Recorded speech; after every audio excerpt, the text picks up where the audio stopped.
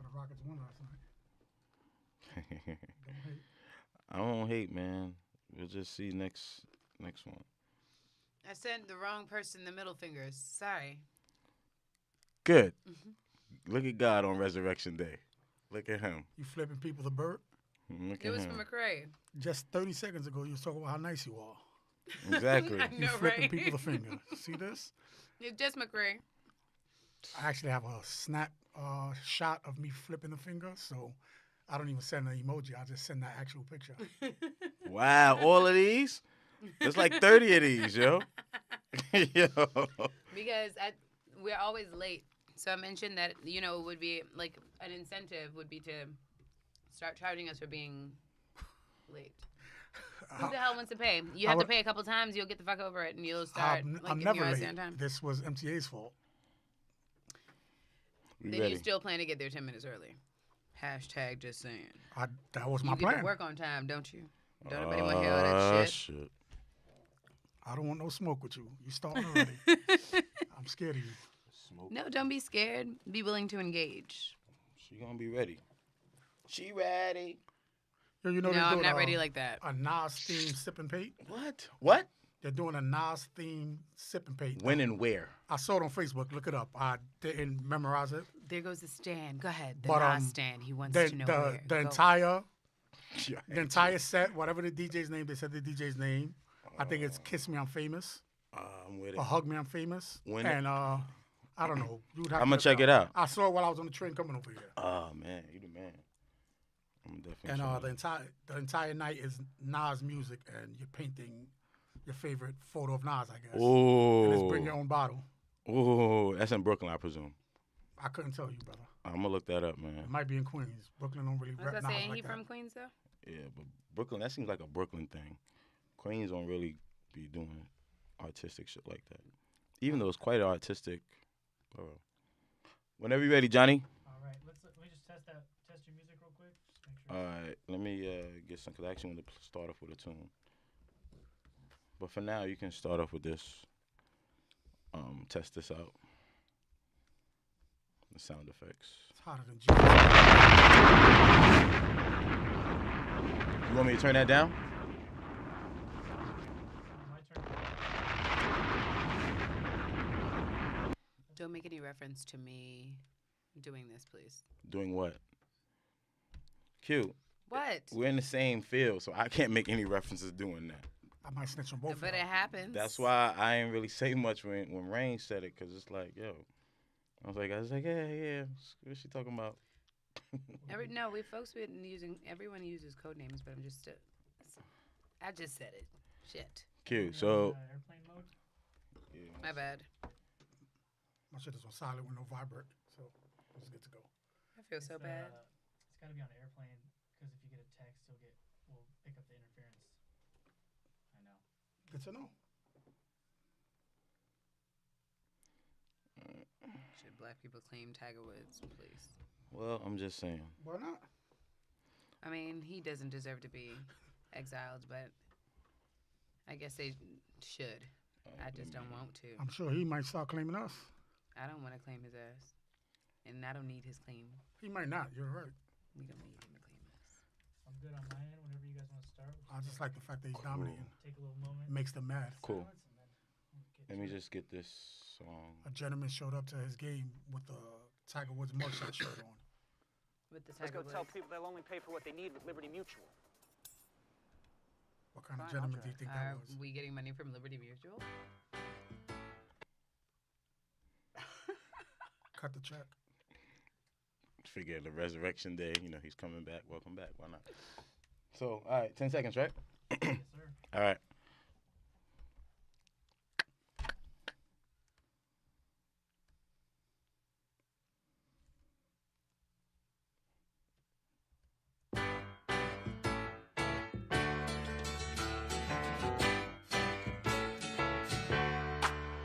Welcome back. Welcome back, Jesus. You could at least have Mace version. What happened? You could at least have Mace version. I figure if we're going to take it back to the essence, why not? Could have had the bad boy. And I sing. like this one better.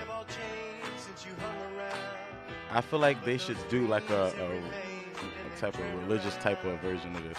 That's so bad. Gospel version of this. Welcome back. What's up, guys? What up? Episode 33. Episode 33. The irony. Episode 33. And That's it's Wise. Very common number. Resurrection Day.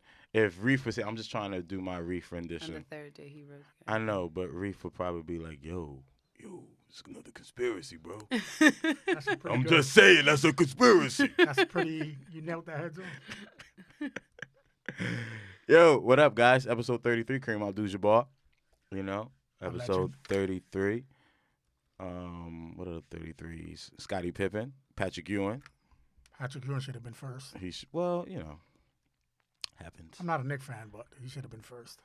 Really? Know any of these references, but hey, I mean, I know. As a New what, Yorker, I you know know what y'all Patrick talking Ewing about, but is. Yeah. You I'm know, not a New Yorker. Jesus died at age But- 33. Where you from? Oh, boy. All over the place. All over. Caribbean? She's part all over. Mm-hmm. Patrick Ewing All from over the the place. Caribbean. He's from Jamaica, isn't he? Yes, sir. So, it's to my left, we got Q. the same way every time. And then Quote I ran. cute. My man, I ran. Oh, that Thanks for having rhymes. me. No problem, man. Welcome back. Welcome back. Rain is not gonna be with us today. I don't believe she's celebrating. I'm clapping. Not that she's not here. I'm clapping. It's more fucked up. I don't think she'll be in today. You're the and only one who found a joke in what you were saying. Sometimes that's the best. She's humor. not being the heathen that the rest of us are being. She's actually taking time with family to celebrate or to recognize Easter What? Sunday, What you talking about, heathen? Is that Listen. what I- Resurrection Day. Maybe I did that already. And Reef. Point taken. Reef isn't feeling well today. Get better, Reef. You know Get what I'm better. saying? Feel better, homie. Try to hold you down. Shout out to them Lakers. Shots fired. So, what up? I want to start off real quick, and I don't want this to come off as a rant, but whatever. I think maybe this might put to bed all thoughts that I'm a Beyonce hater. So over the week, right? It was surfaced that she came out with a surprise album, and someone at this table decided to make note of that in a group chat, and thought that I might take a stance on it and show my discomfort or whatever the case is. However, I just want to say this: I am not a Beyonce hater. I don't hate Beyonce. I don't know her to have any type of disdain for her or dislike, whatever. I'm just not. Her music isn't really some of her music. I would say most of it. It's not something I really get jiggy with. However, she does have some tunes that I like. You know. However, just want to get that out the way. So when I found out that she also had alongside of this surprise album, it was actually in relation to the documentary on Netflix. I'm yet to see it. So apologies. spoiler You alert. want to go see it? Spoiler alert. No, but I would watch it. I'd support it. Yeah. Not really a spoiler You alert. It's a see, documentary. I like the way that, but you see how he approached this? Iran, What? thank you. I have no. I think she's very talented. Now, I'm pretty sure you don't go run to go get her albums and stuff like No. that, right? Exactly. No, but like, if I'm with a lady friend and she wants to hit Beyonce, I'm gonna put you Beyonce with it. on. That's different. I'd rather hit Beyonce than Drake. I think everybody at this table. okay, so I already see, like, but Drake's at your least guy? I see he's probably easier to be able to, like, get to see a point or whatever the case Mm-hmm. is. But he responded in a way that didn't show, like, hate. Even though I recognize that you probably recognize talent, I'm interested in hearing, like, more of what you have to say about the documentary. Yes. However. I saw a little clip So- with Blue Ivy. That's the Yep. the daughter's name. Yep. Giving instructions and all of that. She might Yeah. be a genius already. Yeah. But thank you, Iran. But I'm not My coming. apologies for not seeing it. No. I didn't. I'm not coming. Apologizing for you. Ain't got I'm no- not coming from a space of like, oh, this is one thing she did nice. I love the documentary. As a person who's into documentaries, or as a person who's, directing a documentary and who's into film, I appreciated her vision for this documentary. A couple takeaways. I saw and I appreciated the Nina Simone references because I remember in our previous episode, I was very critical of, not want to say very, I was somewhat critical of Beyonce and her stance in current events. However, I remember that I posed a question that I wondered if she was around when, you know, our prominent African American figures were around during the civil rights movement. I wonder what type of stance she would have made during that time. And I will say that watching her Coachella performance, it helped me, I guess, level my understanding of the type of person and the type of leader that Beyonce is.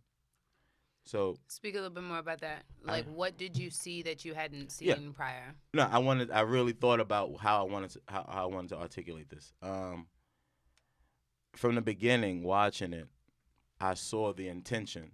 Like every phase of her performance at Coachella was intentional. From the way people were formed on the, I guess, bleachers, for lack of a better, it was bleachers. She had the marching band, she had the dancers, she had the drum line, she had everything. But it also represented the historical black colleges, which was something I appreciated, and it was very, very, very black.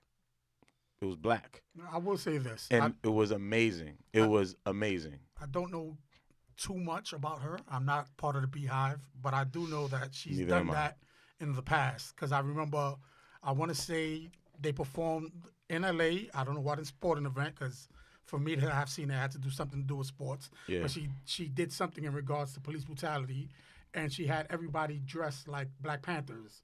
She got some backlash for it. That was at Super Bowl. That was at the Super Bowl? That was at the Yeah, Super that was Bowl. at the Super Bowl. I think also too, her having Blue Ivy played a part in that, of her just seeing things beyond her aura of being Beyonce. However, I know I came off as very critical of Beyonce. After watching that documentary, I felt like that was something that she needed, I guess, people like me to see. I have to check it out. And I was I was blown away, and in a great way, because I guess, one, she sold me with the whole Nina Simone reference. Also, if you guys haven't done that, listeners, you guys here, shout out to Johnny the engineer. If you guys haven't checked out what happened to Nina Simone, that's also on Netflix, the documentary. And I think she kind of like spawned some of her ideas and how she put together this documentary from that one, which was another element of her documentary that I appreciated. And also having people see her transition from struggling with the pregnancy with the twins and going through the necessary steps and sacrifice. And I don't know. It was a lot that I got from it. So, yeah. Okay. So it was very interesting to hear you share your perspective. I have a couple of things. So I watched the documentary and I enjoyed it as well. I feel like I need to see it again because this is a different element of artistry for her, and I don't know if you know how we sit down there and we speak to kids about Central Idea. I understand the references. I understand that there's a lot rooted in like the work that she did. I feel as though there's a little bit more to it, even about the idea of her using the phrase homecoming. Yeah. It wasn't just about the sentiment of homecoming, right? She speaks about coming up in Texas. We know about HBCUs and what band culture means to like HBCUs. She speaks about being a little girl and like going and watching Battle of the Bands and things of that nature, which is like a world in itself in the South. And for like HBCUs, you know what I mean? So like to even hear her reference that and not have the same point of reference as she does, like even but while still living in a city like DC and understanding like how big that culture is, like you understand a different element of who she is and where she comes from. But even the reference around homecoming, I think there's something a little deeper to it, right? I think it's not just about acknowledging and representing the culture. I think it's also about like a point of enlightenment. You speak about like her having blue ivy and things of that nature, and I think there are many things that contribute to people having this sense of enlightenment, where like there's a greater sense of responsibility in the work that they do, and like the things that they're standing for in the work that they do. So in many ways, I agree with you about that. I think, however, this is, and so I know that I've been very critical of people like Michael Jordan and things of that nature when it comes to stuff like this, and I think like I also want to use this point to also speak about why it is that I've been critical like of some of the ways in which you reference these points, because I feel as though like the black elite, if you want to reference them as such, who are artists and who are people who make a lot of money, who stand in media, who represent black culture in many facets, from Michael Jordan to Beyonce to from people who are deceased who are alive and things of that nature. People stood differently about political issues in their career, right? And I've been very critical about Michael Jordan because I felt as though he exploited like black people, especially young black boys, making a lot of money off of like selling Jordans in the hood, but not doing anything, or not even in the hood, but to black people who like aspired to play ball like him and aspired to like basketball culture as he like stood behind it and things of that nature. But still, I never felt as though he was a force in standing in front of messages that were positive and affirming to that culture, and that pushed the culture forward, and that thrusted the culture forward. He might have donated money and things of that nature, but I never thought that he put himself in the position to be. That was intentional. And it could have been, and it could have been. It could have been about the time period and all of those things. He's in his later years admitted that he's somewhat. He won't use the word, but he regrets it. Got it. But like you said, it was strategic for him to just play the back, And although he has spent money. And I'm not a Michael Jordan fan. I think he's a scumbag, and I think if he grew up in the social media era, he would have been called out for it. For a lot of things. I think the thing that I have taken issue with in this space is that Omar has been very critical of Beyonce because he felt as though she didn't do it enough, whereas she is donkey years younger than this man, Michael Jordan, who also hadn't done enough. Whereas we're watching this person grow in the culture, and we're watching this person make mistakes and transform and things of that nature, and still have room to grow. And not to say that Michael Jordan doesn't, but I don't see the same level of critique for someone who is older and should demonstrate more and who has reaped so much more from like our culture. I don't see the same level of critique for him as I do for her, as I saw for her, someone who is younger, who has shown us that a little bit more faster in their career and things of that nature. Not saying that that's what the competition is about, but just saying that if we're doing it, it's something that we need to be doing consistently. And let's call out people who have like even greater impact in the culture, because he has like significant impact even in the world of NBA. And those things I find to be a little hypocritical. Not to say that we should be spending time on that, but if I'm going to call some shit out, I'm going to call it out. And that deserves to be called out. Hashtag just saying. So, I mean, in regards to that, right? And Iran, and you guys are more than welcome to chime in with this. My stance with Beyonce will remain with this in this regard, meaning for her now and during these times, I think that her presence, her voice, her stance on certain things is more relative now for her because she's a reflection of these times. I feel like with MJ, his time was the 90s and the late 80s. The 80s. You know what I'm saying? However, I think that there's some things that MJ has done, and just like with Beyonce, and it made me also think of this watching the documentary. Right? Sometimes we as, mere mortals, we hold these people, we hold to a higher regard because of what they do and how we see them, how everybody else sees them.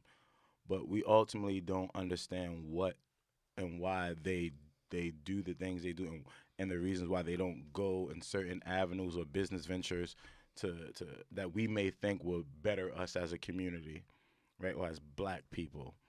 So I think there's a reason for it. However, those are the type of discussions, those type of meetings that we don't have the privilege to sit in. You know what I mean? So I realized I was very critical. And I guess I realized all this in watching the documentary of Beyonce as the person. So I don't. Once again, I didn't see the documentary. Yeah. But this is something I believe with a majority of people, not just Michael Jordan. Yeah. I think that in most cases, when a person is growing in celebrity, the average person kind of plays their part until they hit a certain status, and then they do things that they wouldn't do earlier in their career. I think Michael Jordan's retired now. Yeah. I think he's probably cut a ton of checks but never spoke on it. I'd rather he speak on it the way LeBron does. I think Beyonce has probably donated so much money that we don't know about, so many different things, but now it's kind of like she's at the point where she could tell the NFL, you know what, fuck you, I don't need your check. You don't reflect us the way we do, and it doesn't hurt her sales. You know, I think you got to still get to that stature because the system will stop you from getting to that stature if you do it too soon.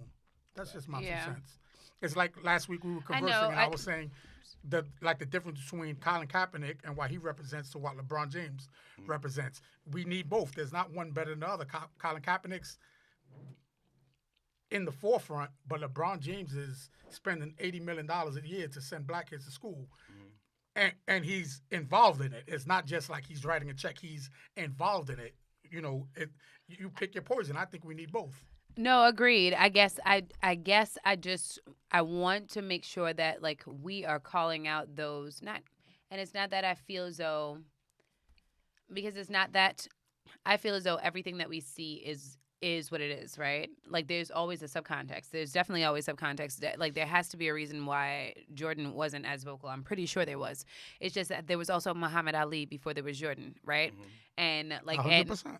and like you look at the risk that he took. We could and leave it in basketball. Kareem Abdul-Jabbar was standing right next to Muhammad Ali, and people don't look at him like he's the greatest, although his numbers are arguably the greatest numbers in basketball because he was political. And a lot of people, they didn't put a statue up of him in front of the stadium that he won a championship for. And it's like insulting, but it's because it's political ties. Yeah. Wait.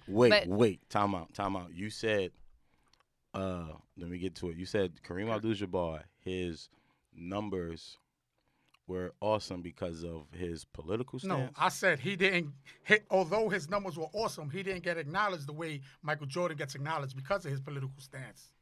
I don't He's saying his numbers were up there enough. But he says it himself. Actually, he just sold everything he's ever won, and this man's not broke, to donate to buy books for schools. He said, I got rings that are worth $100,000 from basketball. Why do I need to keep them in a case when kids need education? He said, That's very real. He put it all up, and this man is, Kareem's like 70 now. Like 70 something. You know? Still looks good for his age. He said, no, I'm not in a financial bind or nothing like that. It's just I can't sleep at night knowing that I have things collecting dust and I can help impact somebody's lives. And this was recently. How much media coverage that got? But Michael Jordan will get spoken about on the new I'm a Rockets with James Harden will get spoken about all day on television, but they don't talk about the positive things that people do. You know? Yeah, and I just think that's just the nature of the beast. Yeah, at the end of the I day. agree. Well, and it doesn't have to be, right? Because it's people like us who see a difference in like in covering stuff like this, who can create a platform or organizing to create a platform if it is that we see it pertinent enough, right? We don't. So, or we don't have time to do it because we got other shit to do because we got I agree. Lives to lead and stuff like that. However, it still doesn't go without saying that, I wish Michael Jordan had spoken out a little bit more because I wish Ali did. 100%. And, he deserves to be called out. I mean, so spoken out on what exactly? On things that weren't right? So, for instance, I didn't grow up in the United States like that. Or when you look up, when I think about you guys' experiences in middle school, high school, and stuff like that, I only had 4 years of stuff like that in this country compared to you guys. And when I was away, I knew that kids were getting killed for Jordans, right? However, like I knew in my own neighborhood, right? And like I remembered when I contemplated buying my first pair of Jordans with my little McDonald's money and whether or not like, and I didn't think that shit was as prevalent where I lived in DC. I did know that there were kids sitting outside waiting for Jordans on a Friday or a Saturday morning, right? But I did know that those kids also went to one of the most shittiest school districts in the country, in Washington, D.C., right? And yes, these kids, like we were spending money on Jordans and things of that nature. But like, why wasn't he speaking out about the shit that was happening in those communities with like kids who were getting robbed for their Jordans? Like, and I understand that it wasn't his response. Like, he did not create that beast. However, because of his status at that time, and because children were aspiring to like wear what it was that he was putting out there that was super popular at that time, it required him, like in my opinion, it required him to say something to like even to say that like this shit is not worth you guys killing each other over, and things of that nature. Like even if that, right? And instead, like we continue to see him capitalize off of that, as he should have. It was a business move and things of that nature. However, where's the responsibility that comes with it? We also understand that he didn't put it like a gun in these people's hands or whatever the case is, but there's a responsibility that comes with creating like this, like an ideological world for people to live in that's not like attainable by everyone. There's a responsibility that comes with it. Even if he did some shit like created like Shaquille O'Neal versions in Payless, like his own like Michael Jordan knockoff version, so that families could afford it. So even if he did something to respond to the outrage that came with people wanting to be Michael Jordan and wear Michael Jordan shoes, I would have respected that more. And I didn't hear that man didn't say shit, and he continued and continues till today to capitalize off of like people's aspirations around. Like I need to sit down and grapple with my thoughts a little bit more about that. But like those are one of the things that like I don't find to be forgivable. I don't think that that's okay. I feel you. I will say this. So a couple of things to your points, and I want us to get back to the Beyonce documentary. As far as MJ, right? Coming up, I was a MJ fanatic. Fuck fan, just fanatic, right? Knew everything about MJ. Like, as I got older, I mean, you start to realize things as you get older. But I will say this. To the point of like his basketball shoes, like, I thought about that, and I'm like, okay, if he were to say something, is that really going, not to say that he shouldn't have, just hear me out. Like, would that have done anything? You know what I'm saying? When James Brown spoke up in Madison Square Garden, if I'm not mistaken, about like people rioting, it did make a difference. So I do think it could have made a difference. I think we are talking about two different times. No. The reason why, hear me out. We were speaking and we're talking about a more progressive time. The reason why, right? Because James Brown was rocking MSG in the 70s. I feel you. That's in the 70s, 60s, 70s. We're in the era where 80s, 90s. Is what we're talking about. So 80s, 90s. Here's the thing. He did speak up during those times. There was gang violence, and I know that he specifically had, his hand in trying to like give, inner cities in Chicago basketball camps, whatever the case is. Also, he funded. I think I said this on another show. He funded the Malcolm X movie directed by Spike Lee because I think during that time, Hollywood was giving him a hard time getting funding, whatever the case is. He was one of the many African-American celebrities who contributed to the production of that film. However, as far as to the point of, people killing each other over sneakers, I mean,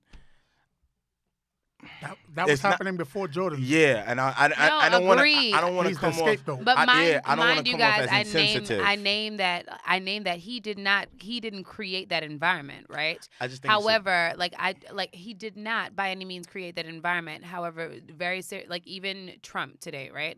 If there was something that was supposed to happen, like impact this country, that like. I don't have I'm not good with analogies off the top of my head like that, but we would expect Trump to make a statement. Like just like how there was a bombing in Sri Lanka, yes, like the United States government didn't do it, but we expect our country leaders to say something. I expected him as like a a person who black people were looking up to say something. Now, don't get me wrong. I have to acknowledge that. I don't know what this black man was going through at that time. Like, it had to have been very difficult being an athlete with his, his reach, with his impact, et cetera, et cetera, et cetera, at that time. Life was probably really effing hard. He probably did the best that he could. People are always going to wish that he could have done more. I get all of that. Today, though, he chilling, and he still ain't say shit. He's living his best life. And he's still not saying anything. I Now, maybe he has gotten to a point where he feels like, I don't have to, and if people really want to know, come ask. And that's real. And then I owe it to myself to say, like, if I'm really interested in knowing, to go and ask, and maybe to go and, like, research it. Share an idea with him about, like, how it is that we can stop it from happening if it were continuing to happen. I don't absolve myself from responsibility when I call him out. I'm just saying it is worth asking a question. It is worth saying, like, why didn't you do as much as LeBron is doing in his community? It's worth me asking. Maybe I'm uninformed. However, like, let me know then. I think it speaks to Jordan's aura as not only just a former player, but a person, to give it, I guess, to relate, like, yo, Jordan, you must say something. Because I also feel like these kids, they're killing each other over not just Jordans, but other stuff. So you want people to speak up because they were killing each other over Nikes way before. So you want people from Nike. I understand that, McCray. Everybody has a hand. I'm just curious. Everyone has a hand. So I want everyone who has the opportunity, everyone who's representing, to say something. However, it is very easy for us to say, like, them people, like, why don't they do it? Who are those people we're talking about? If I'm going to reach out to somebody, I'm going to reach out to leaders within the black community, people who black people do look up to. I'm not going to reference the man because I don't know who the man is. But I do know Michael Jordan. I do know that he's capitalizing off of black communities. I do know that he's a leader in the community, and he is black. So he is affected by the things that I'm asking folks to speak out against. I am saying that if he doesn't have a responsibility, who the fuck does?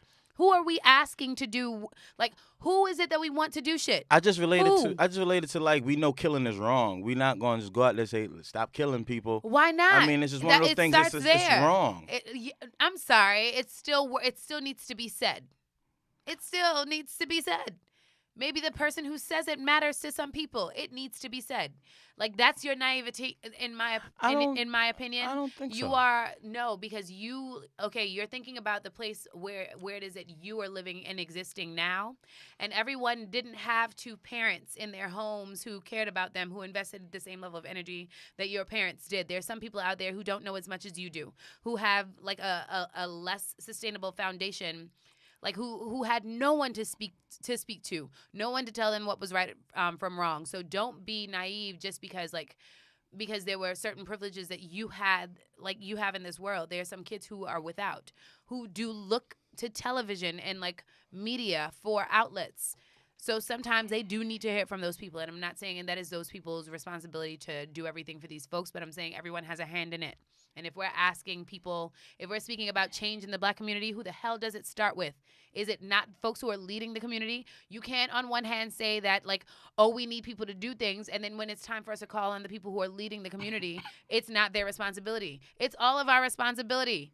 Everyone. Some of us have greater influences than others, so we need to lean on them, like, to spread the word. Who are we waiting for? The man? Come on, man. Come on, get the hell out of here. But I've asked this before. I'm like, what would you want him to say? I just told you. What? Stop killing over my shoes, guys. Not a good idea. Let me make a Payless version, guys. So it's not worth it. That's my point. It's a piece of patent, like, it's a piece of leather, guys. As a matter of fact, let me teach you about how to invest in this. Let me teach you about, like, let's do this instead, guys. I don't know, but there are many things that he could have said, and he said nothing. So what are you asking? So there are replicas on Payless on his shoes, by the way. Good. Well, then he should have been standing behind them. Well, those are not under his trademark, because he's just because it's Jordan the brand.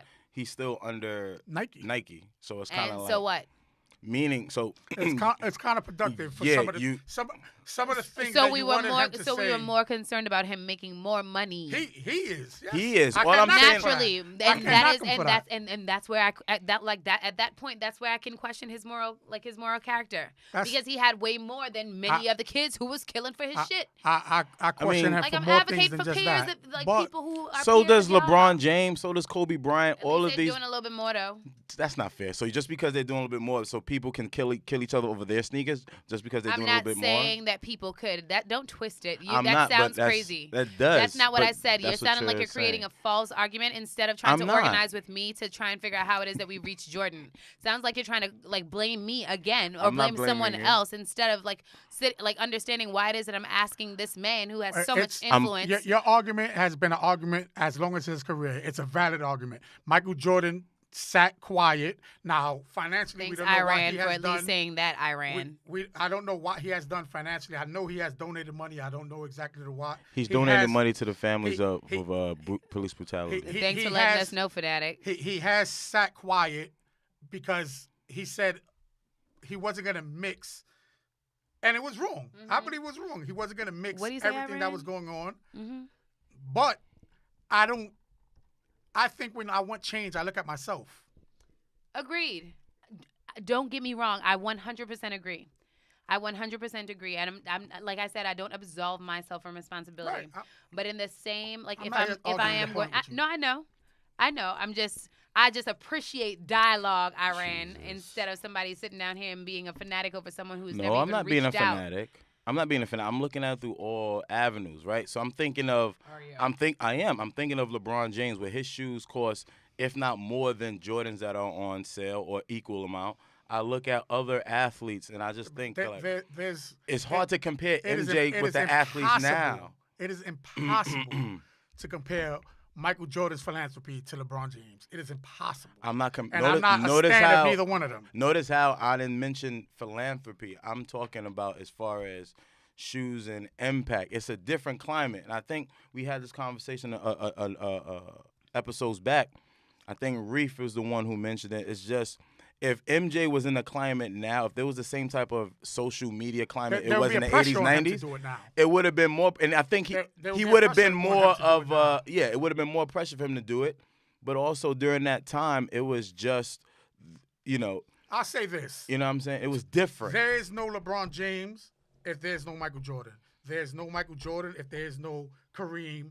Dr. J. Dr. J. I'm not talking about basketball-wise. I'm talking about just the level of the But person overall, that they are. overall, yeah, Dr. J, You know, yeah, so- definitely.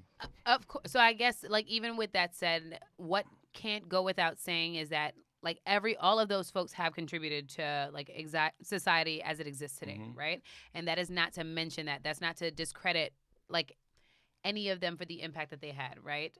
Like, it doesn't discredit or take away, like, the impact that Michael Jordan had with, like, what the movie Space Jam meant to the world at that time. But, or what it is that, like, or who it was that he was to, like, young boys at the time. It doesn't. It's just now I feel as though, like, as human beings, we can be critical in asking, like, damn, why didn't these things happen with prominent figures in the society, and how it is that we can use that information to inform how it is that we, like, what it is that we expect of our leaders or folks that we look up to in the future. This is not, it comes across very critical, so I understand that it sounds real effed up. However, like, that's the primary purpose of, like, raising questions like this. It's not to, like, make the man feel like shit. And I'm giving him the benefit of the doubt. What I think he did, we have to acknowledge the climate of where sneaker culture and Nike is. When Michael Jordan signed to Nike, nobody knew what Nike was. So I don't think he had first of all, I don't think nobody knew that people were just going to kill people for Jordans and all of that. Secondly, I don't think he was in a position to have the voice that he has now. Now I think he could say it. Now I think he could say it. The flip side to that is if Michael Jordan kept quiet but kept pumping money to help in the communities, can I blame him? If he thought that if he opened his mouth, it would stop the money from coming in to help. Now the question is how much help he did compared to how much he benefited. I don't think the balance is nowhere near, but I can't be mad at somebody for saying, you know what, I'm not going to talk about X, Y, and Z because if I talk about X, Y, and Z, it's going to stop me from doing X, Y, and Z. That's my. And once again, Michael Jordan, I definitely believe, is a scumbag. I believe that personally. I believe he's probably one of the greatest basketball players to ever live, but I believe personality-wise, I think he's a scumbag. Yeah, that's fine. Okay. Would you say is that so? Like, I'm supposed to, oh, man, I really think Jordan's a scumbag. Well, it is what it is.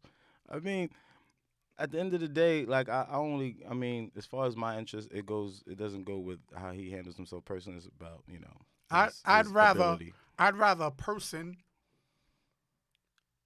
person keep quiet about issues that they're not comfortable speaking about or don't know about than do things like Kanye West. Yeah. Kanye West speaks to people that don't know. I do think it was a bit strategic on him to not,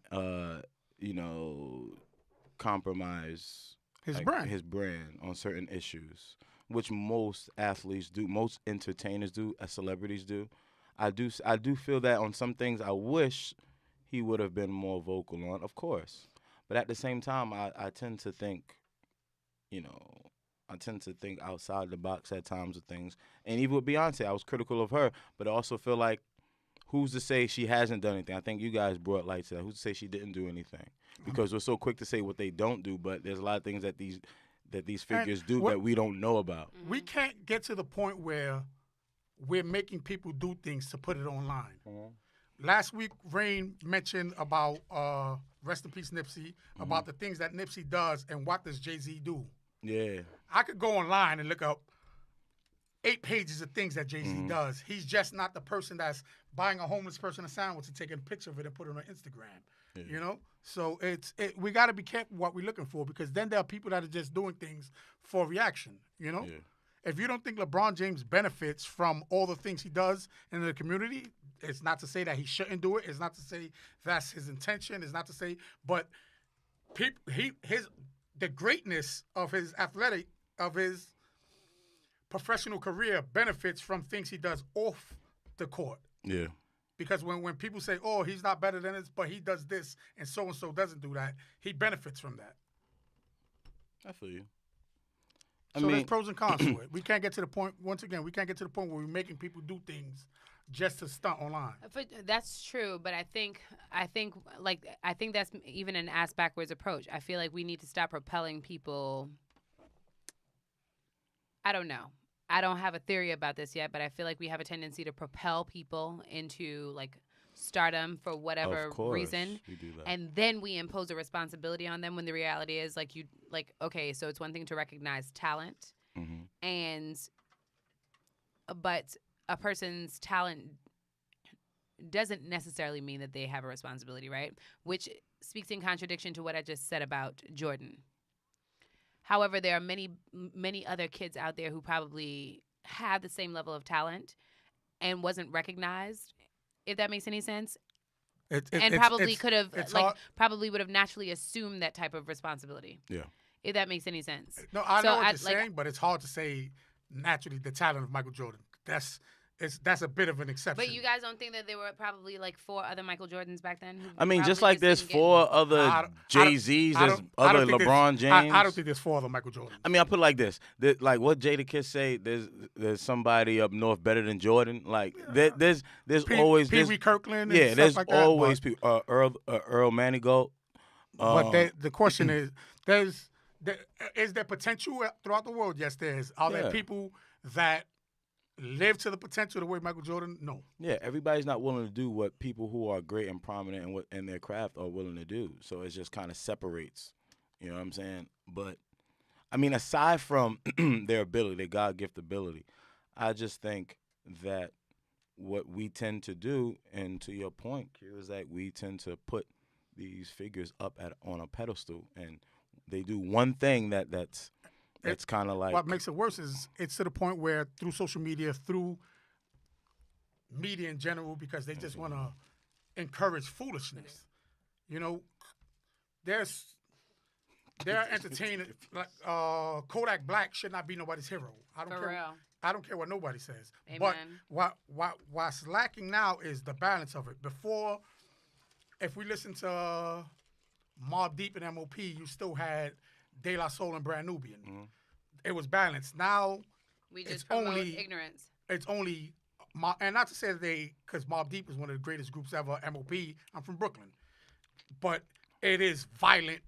There's certain things about that kind of music. There's nothing to balance it out. If there was a Lauryn Hill to balance Cardi B in current radio, it gives kids to pick and choose what they like more. Mm-hmm. There is, but they're just not. On the radio. I know there is. I know there is, but that matters. When the Breakfast Club is played in 45 of the 50 states.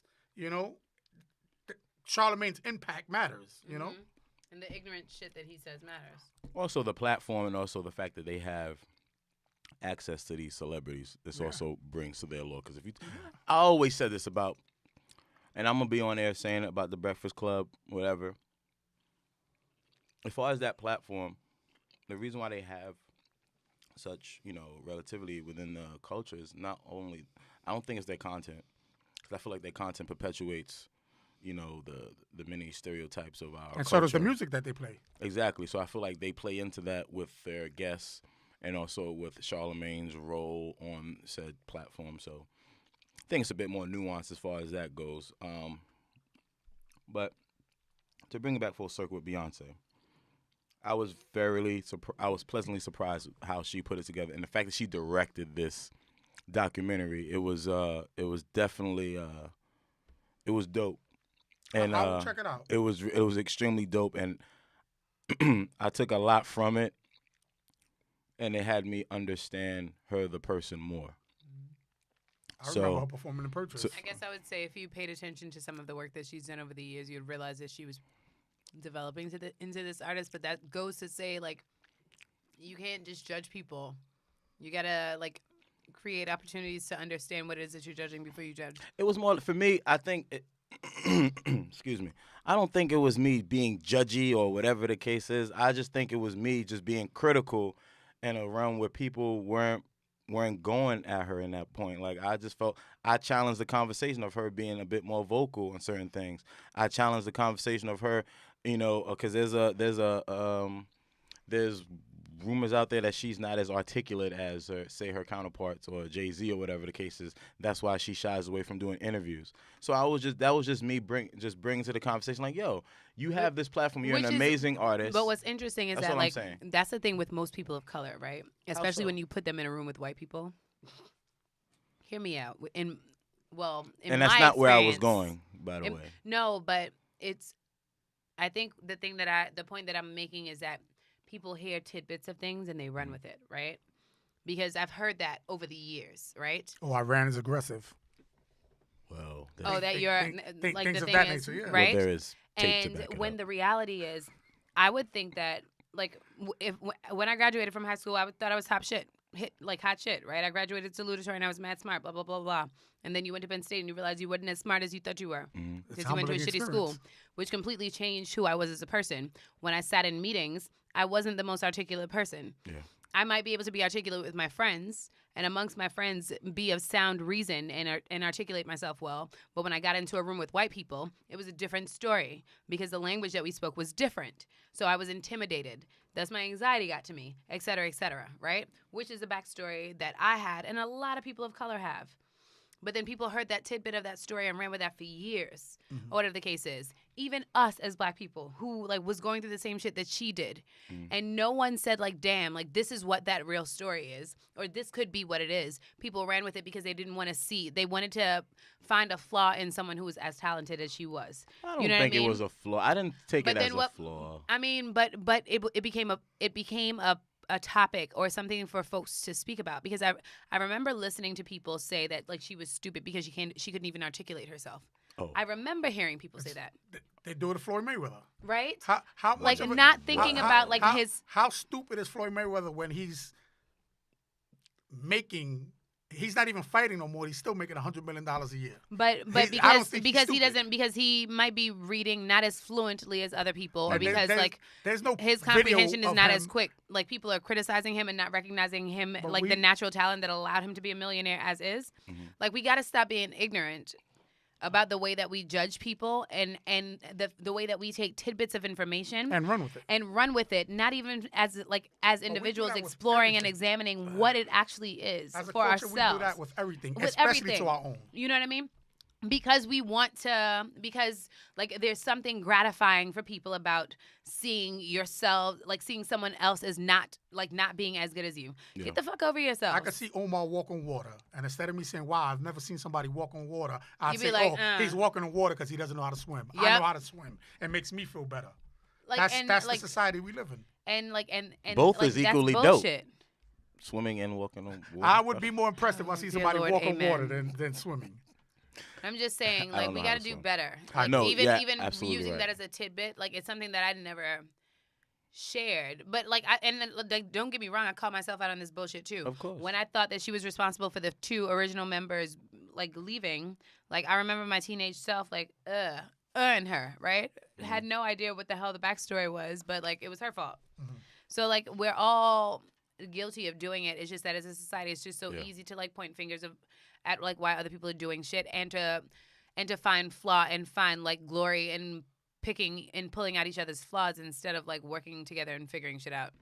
That's the society we live in. So I mean, say, like, yeah. let's not bring up shit that doesn't make any sense, because like everyone has issues with being articulate at some point in time. Yeah, we all do. I just brought that up as in reference to what was the dialogue surrounding her and not being. I think it was a vocal, valid point to bring up. Yeah, and it was just definitely think- it was in reference to that. However, I will say this: she's one of the many celebrities, and again, this is why I guess I was glad that I took the initiative in watching this documentary, because I'm all for it. I'm all about being. Initiative and watching.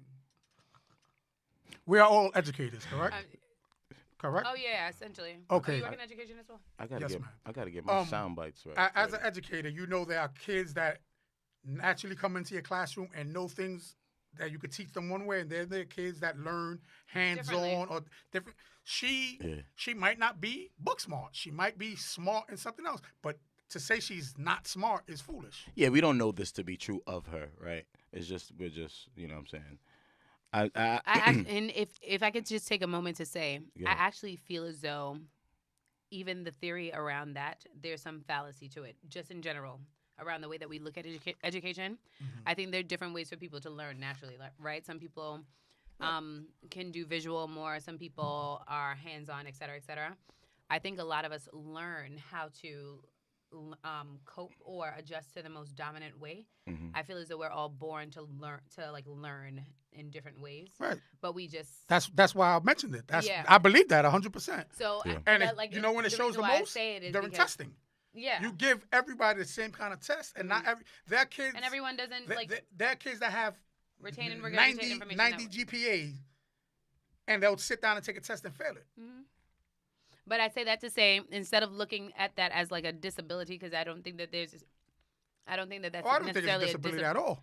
No, I think I'm we not have saying to that you we have do. to acknowledge that. I'm saying when, the when world. putting things I into feel like consideration. the world does, and that's why we see like it's easy for us to put labels on the way that people learn. I'm not saying you in particular. I think the world does. That's why I was saying that this is like a quick deviation from like what we were talking about. Yeah. And I think the world has, like, we've done the world an injustice with like pigeonholing people to like the similar experiences when there's an opportunity to look at like how children are just born and like different ways, like different things that they cling to a little bit more, and like teach children in response to that. I'm gonna go on the conspiracy wave and say that it's systematic because they pumping you either to go to jail or go to college because they benefit financially from both. Of course. You know, I think there's an element to, I feel like there's a puzzle piece right there that fits in right with the big picture. Like, Yeah. for sure. So initially, I don't think you shared your thoughts on the documentary, Q. I thought it was interesting. I like the homecoming aspect and things of that nature. I like the incorporation of the culture and things of that nature. I thought that there was an undertone about homecoming in like there being a recognition of self, of self as a Black person, and things of that nature. I wasn't as impressed by the like inclusion of Nina Simone quotes, because for me, Nina, like, there's so much more depth with that. Like, I like the references, but there were a lot of references, even the quotes that she put on from a lot of like Other folks who taught or went to HBCUs and stuff like that. So I looked at like her inclusion of all types of literary references as healthy. I mentioned Nina Simone reference because of the documentary. Like because of hers. You can tell that she watched it and she saw some of the things that, you know, she was inspired by it. So I thought that was awesome because I also mentioned, you know, Nina Simone in the previous episode. I feel like I need to see the two again. Because I watched the Nina Simone documentary, but maybe about 3 years ago when it initially came out. Yeah. So didn't make the correlation between the two. I'd like to see it again because I think there's a couple of different ways of looking at it. I think you have to look at like her as an artist in that space. Yeah. And look at it from that aspect, and then her as a director and like what she chose to include, and then her like as it relates to like the message, like and I think that's what I spent the most of the time on, looking at the message aspect, and just for like the aesthetic and fun part of it. I have, in order to really see it for all of the things that she wanted it to be, I feel like I would have to see it again. If that makes any sense. So That's fair. I'm not a person who, I am the child who needs to read a passage 4 times in order to understand what the central idea is. Almost definitely. I am not the child who can read a passage once. So they might say that I was retarded. However, my IQ test says different. Oh my gosh. I just always felt a way about that. Like, because I have to read a passage a couple of times in order to get it. And that's real. I mean, that's why I like to listen to Audible books instead of reading them. No judgments here. It's easier There are for me to individuals listen that to can't content. read. See the difference? And you like watching the movies with the caption on. That's cool. Yeah, well, That I don't like. I do. it You depends know why I on what don't it like is. it? Because I don't watch the movie. I just read. Well, it's I'll good. read the movie. Well, it's also said that it's good to it also sharpens the skills as far as reading, because essentially you're reading. words I too. read anything. Okay, I read anything that flashes in front of me is like a distraction. Anything. that's real. I've read this and it's upside down. Yeah, I mean, it also depends upon if you're a person that gets easily distracted, maybe caption isn't for you. I mean, for me, it's definitely not for me. Not at all. Oh, can I throw out something there for a segment, for Bring to Light segment? What's up? Even though we didn't formally introduce that shit yet, but whatever. You're introducing it now. I guess. So there's a show that I watched, and this is like bringing light to like shit that exists on Amazon. Damn, now I don't remember the name, but it's about like 4 Iranian girls. Come on, Kitesha. 4 shots to go, or something like that. Yeah. It's probably something that y'all would 4 be girls from interested. where? From 4 Iranian girls. My name is what influenced this. Oh, is no, what jumped into that's your head? funny. Nah, it's not. Yahtzee. But I actually have been binge watching it since Friday, so that's why. Gotcha. And it randomly popped up, and I was like, oh, let me watch it. They brown, why not? What show? What network? 4 shots. Oh, Amazon Prime. Oh. I mean, not Prime, but you know what I'm talking Amazon. Got it. about. Amazon's the platform. Let me look at the proper name. However, it's like a new show. It's different. It like they're Iranian, they're brown, they're black. Got They it. are black. In my opinion, brown and black people. Ooh, this is gonna be one for Rain. I can't wait till she hears this one. So, for us to have a conversation about this one, notwithstanding, it's different and like support new shit. Why not? So I just wanted to bring that. That's what's up. Shout out to the what's it called again? 4 shots, I believe. Four yeah, shots. I'm making sure that I look up. While you're looking that up, I wanted to discuss real quick, and I want to know your thoughts on it. So, I was reading an article, and it said that 4 more shots, please. 4 more is shots, the name of the please. show. Got it. Gotta check that out. Beyonce received, I believe, what, 4 million for her performance at Coachella, and Ariana Grande received, I think, double that, which was, I believe, 8 million. No, I think she did receive 8, but I think it was broken up over the course of the 2 days in which she performed. I think the real story is that The Weeknd got more money than Beyonce to perform. Ariana Grande shouldn't even have gotten a comparable amount to Beyonce either.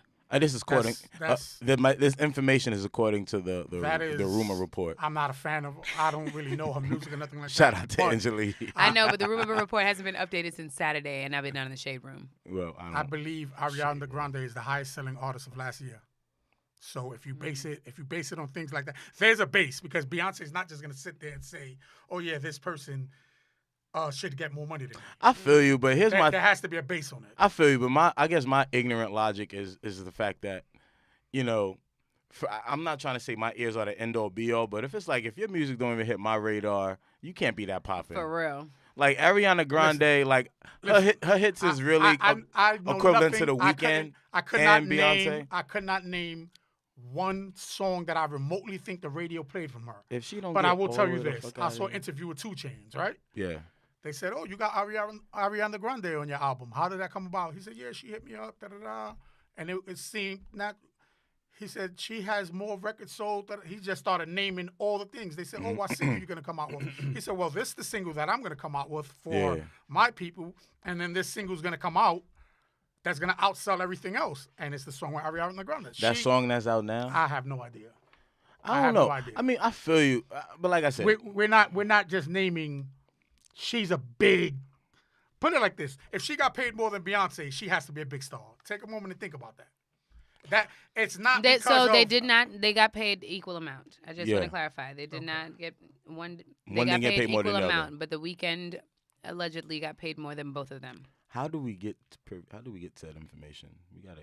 Yeah, we have to find out how accurate it is. I mean, when I first heard it, because I don't think the Weeknd has had a hit last year. Exactly. You know, so my argument about her being the number one selling artist, that's a different conversation. But I'm not gonna hold you. You can't do that with the Weeknd. I'm not gonna hold you, but even still, speaking outside of preference, I feel like Weeknd has. It's like the thing with Netflix and Monique beefing about her Netflix deal. Yeah. She is the only person that made that argument. So it's hard to say, oh, they don't want to pay women when they're paying women. It's hard to say they don't want to pay women of color when they're paying women of color.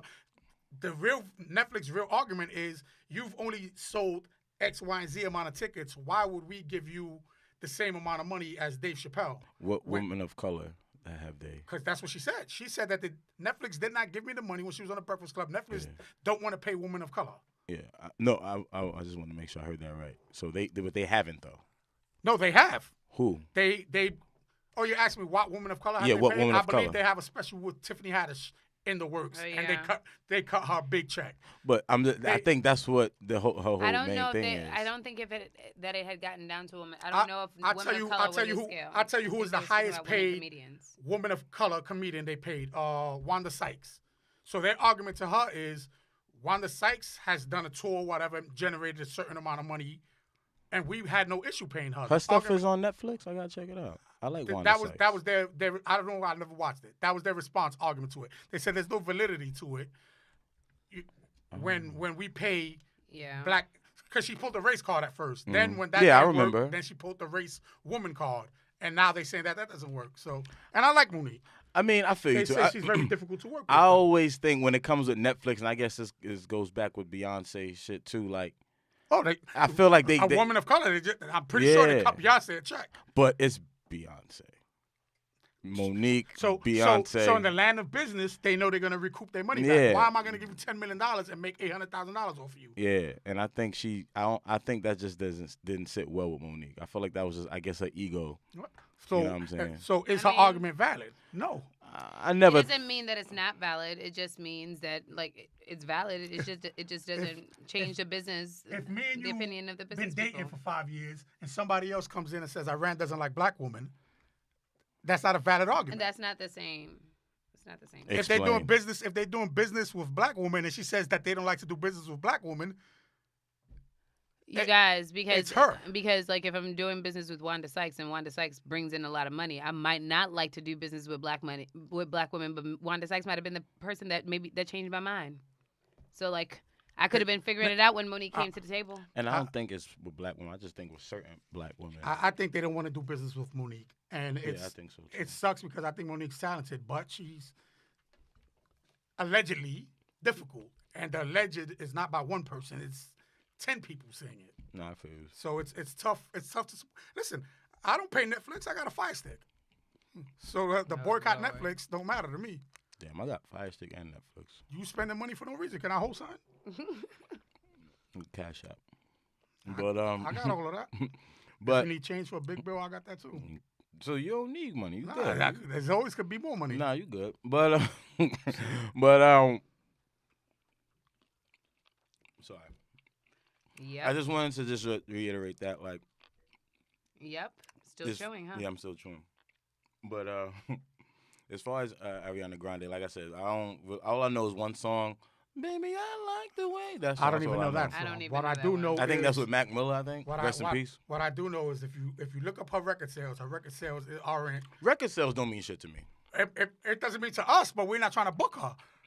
If I feel you, but I don't if you mean got shit to me. 50,000 record sales and somebody got 2.3 record sales and they come in and ask you for more money than you, and I'm trying to fill up a venue, I gotta give her more money than But you. I just brought that comparison up as far as Beyonce. If entertaining that I don't argument, think right? any of them are comparable. I don't think they put That's on what as I'm much saying. of a show. But like, how is that any different from like black women always having to work double the amount as anybody else in order to get any like a bit of accolade? Like, there's nothing different to that story. That's why she spoke about it in the documentary. That's why black women speak about it all the time. Black women is the most disrespected woman. So why are we talking about it? We gonna say something different about it? Are you gonna speak about how we gonna create a platform so that we can recognize black women a little bit more? Nah. So I'm not interested. As a black woman, I don't feel like having this conversation. Unless we're going to do something different about it. Well, I was just. How is it any different? So we're not going to support Coachella? Is that what's happening? Because I've never been to Coachella. Are we going to cancel Coachella? I've no, never been I there didn't anyway. say that because Coachella also created an opportunity for her. I'm just saying you're asking me to contribute to a dialogue around like, what do you have to say about that when that's what I live on a day-to-day basis. Well, you enlightened me also because I wasn't aware that they were both paid equally. I was Not the point. Even if they were, she didn't deserve. Ariana Grande wouldn't have deserved the amount of money for the type of performance that Beyonce put on. We can't make. It's hard to make that argument though. No, It's we hard. can. Iran, that's where you I got- exit. it left. You gotta watch. It is hard. And listen, there's nobody that performs like Beyonce, but Since Michael Jackson. but when we're talking about Rest in peace. finances, right? We're feel talking you. about I give you this, I expect to recoup this. Yeah. Right? Different people do different things to different audiences. There are people that's going to listen to Ariana Grande that don't listen to Beyonce. Coachella wants to get everybody's money. They know if they put Beyonce on the bill, they're going to get this kind of crowd. They know if they put Kanye, they're going to get this crowd. They know if they put Ariana Grande, they're going to get this crowd. They know if they put 2 Chainz, they're going to get this crowd. Everybody's there getting paid for who they are, though. Yeah. She can tell Beyonce, you can't out-sing me. I can't out-dance you, you can't out-sing me. Vocally. So her argument is different. Now, my argument would be if you have no fan base and they're giving it to you, then it's favoritism. That's a different argument. If you come up to me, right, in street terms, if you come up to me to get something on consignment, you have to prove to me that you could pay for it, correct? Yeah. If you have a line around the block, it's gonna show me you could pay for it. If your customer base is all black, it doesn't matter, right? If his customer base is all white, it doesn't matter to me because they still brought a line around the block. Excuse me. This is garbage. It's empty. Yeah. It is now. I feel what you're saying on that So and that comparison. there has to be. It's not like they did somebody a favor by putting it on there. These people are in business to make money. I'm pretty sure both of them brought their own fan bases. I feel you. I mean, it was Now, I could care less about her.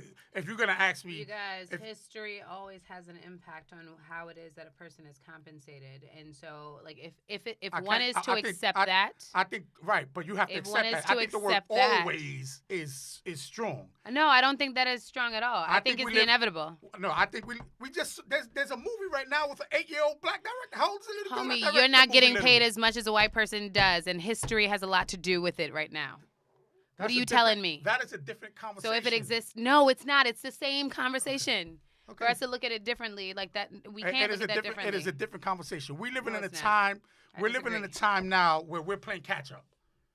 But there are people that are still benefiting. They know for a fact that a black female comedian might make more money than a white male comedian because we've seen more white male comedians than a black female comedian. So the large companies are going to endorse that because it's about money now.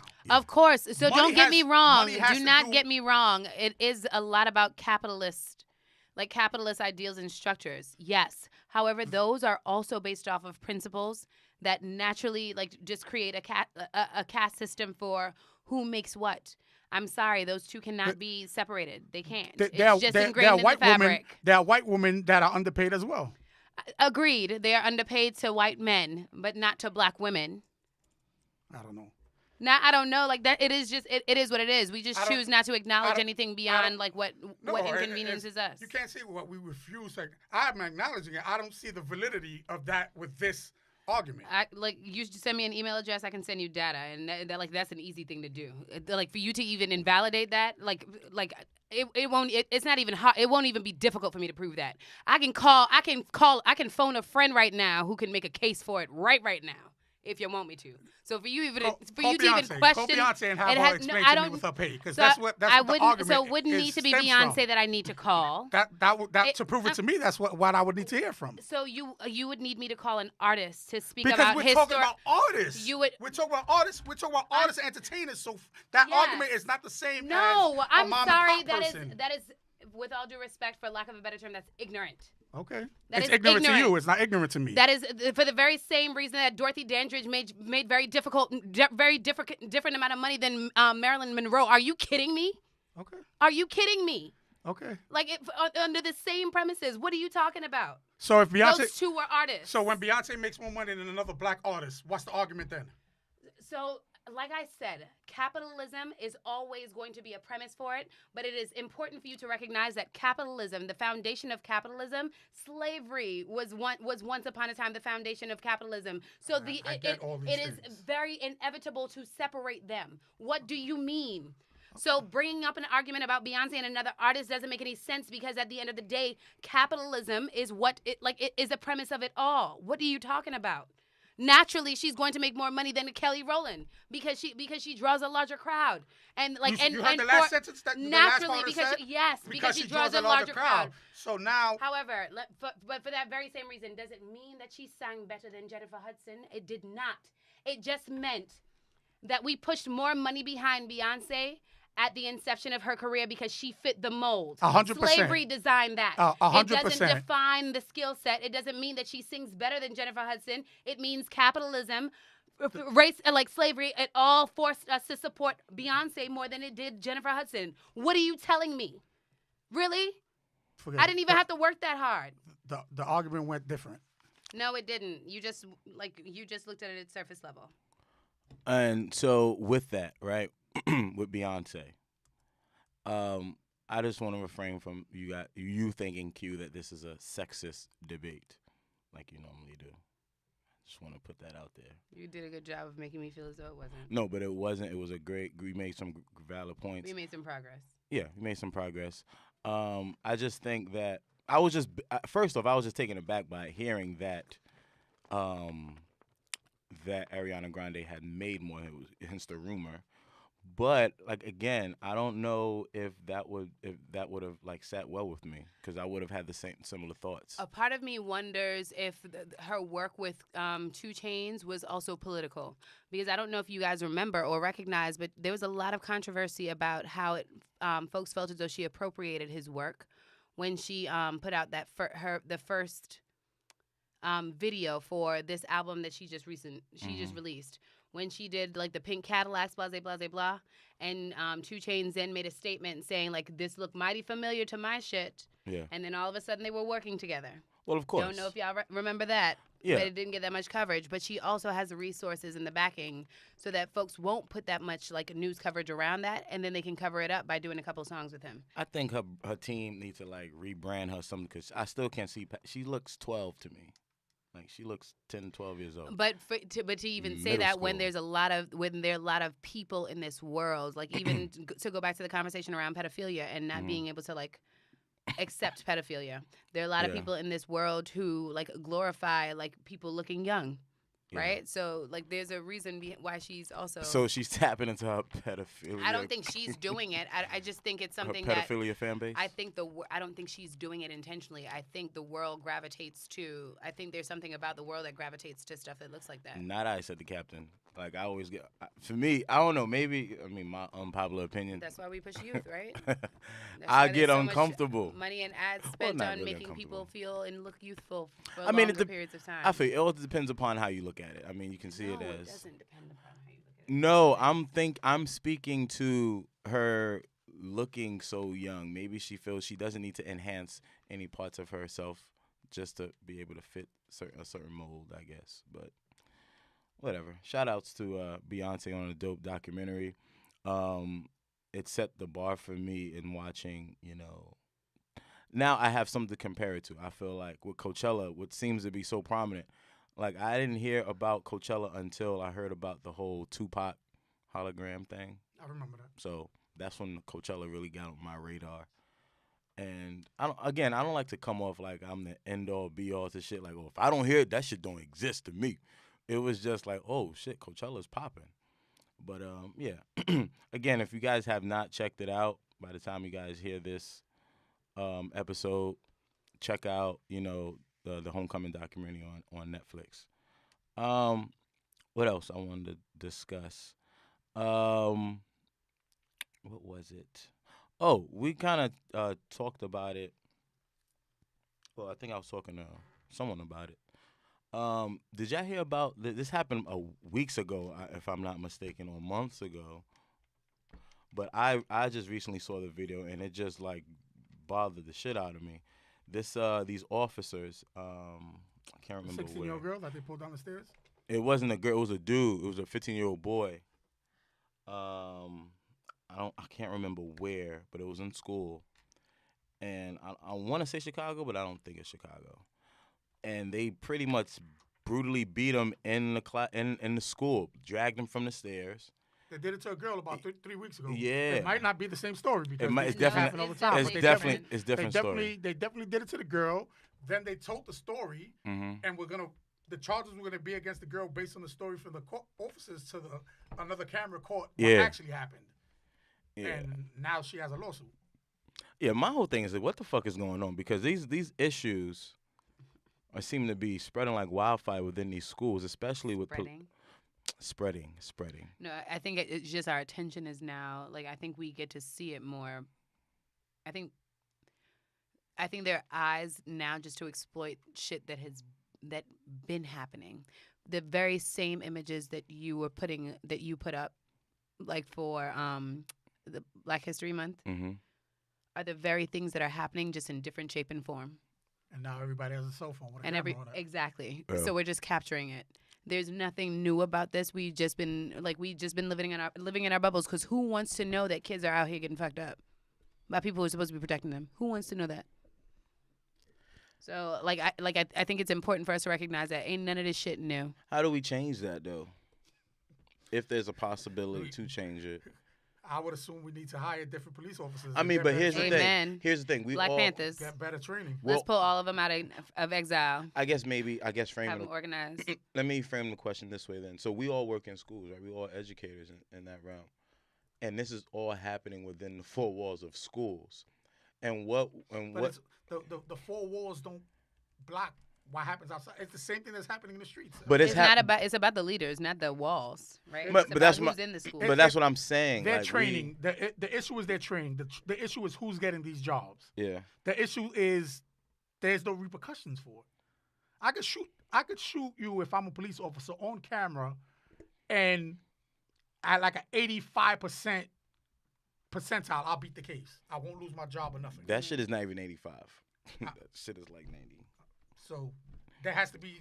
That's what has to change. I watching that video because I watched it more than once, right? And I was first time I'm watching, I'm like, oh shit, where's the leadership? Cause shit like that. Cause I know for me, I had a similar situation happen like that when I was in middle school. 123, right off of Soundview Morrison in the Bronx, and at that time it was one of the worst, if not the worst, middle schools in the Bronx. And there was one particular time we had this thing where it was the DDP versus the blacks, right? And DDP stands for Dominicans Don't Play. And Hold on. Are you talking about while you was teaching or as a student? oh, no, as a student, Because I haven't heard DDP. yeah, DDP. That was back in when I was in middle school, back okay. in 98, I haven't 99. heard that. I was saying, I've damn, never as a heard of teacher, that you heard before. Yeah, so I heard that. yeah, so it was one of those things with dude. It was like out of a fucking movie from Lean on Me.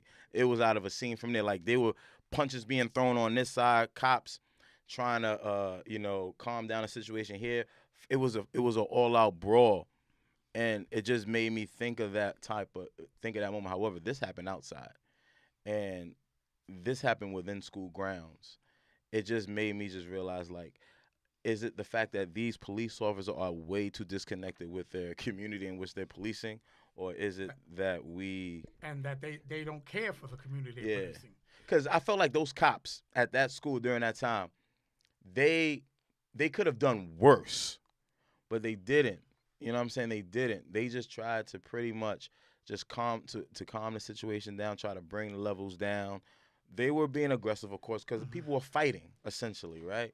But you can tell it was different in which they handled the situation. You know what I'm saying? There's a difference between me aggressively Yeah. trying to de-escalate a situation, and there's me aggressively trying to hurt whoever's in it because I Yeah. have no disregard for the person in the situation. But that's just systematically a lot of things have to change. It depends on what people think their roles are, to be honest, right? Like, that's where it starts. So if you are a part of a community and as a cop, which, like, I know I'm not incorrect because this was one of the things that I studied in school, but it was really about community policing, right? Officers were supposed to be about community organizing and policing, essentially. However, the culture quickly shifted to, like, protecting blue. Or, like, when folks feel as though they're protecting community, but it's really about protecting the band, right? The band of people, and it's done behind the walls of law, which could be interpreted in so many different ways. So, like, forgive me because I'm going off on a tangent, but it really starts with what people think their roles are in community.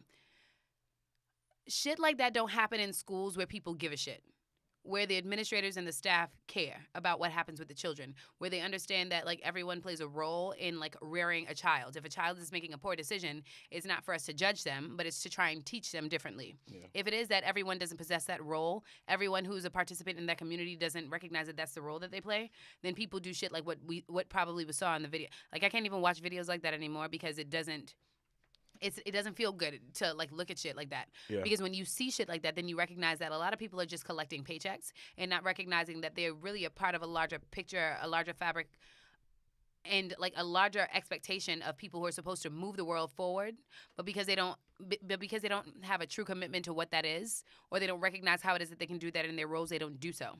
Because, like, if as a police officer, your goal is not to de-escalate a circumstance and try and teach different, it is to, like, impose your strength and, like, show people that you run shit for whatever reason to exert your power, then, like, you don't understand what your role is.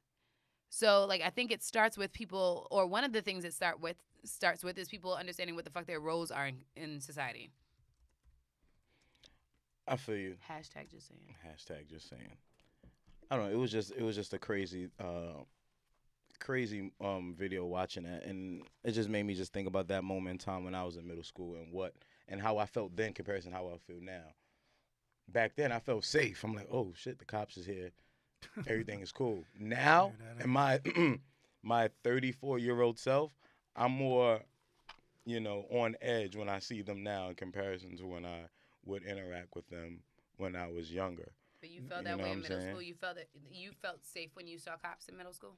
Yeah, I did. I mean, where I came from, like, I think I told you the story. Like, there's this one cop that I grew up with. Not grew up with, but I played ball with back in the day. We used to call him the Terminator. Mm-hmm. And, like, this was a big motherfucker. Like, he had, like, a fucking diesel-ass Jalen old jawline, but it was diesel.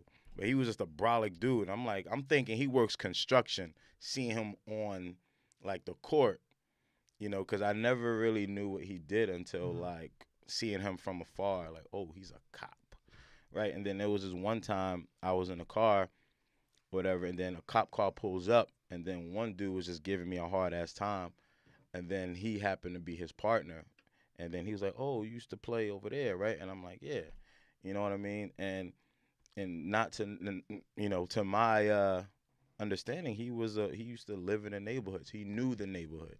You know what I mean? I feel like if we had cops, I think that should be mandatory. Yeah, like, you have to know the neighborhood you're policing. I think for every new officer, they should be paired with an officer, and you have to have lived or have ties to a certain community to work in it. Because there are things that we do in certain areas that don't happen in other areas, like hang out on the roof. If you hang out on Yeah. the roof just to stargaze because you'd have a park to go to, that doesn't mean I should go there, be startled because somebody's on the roof and open fire at you.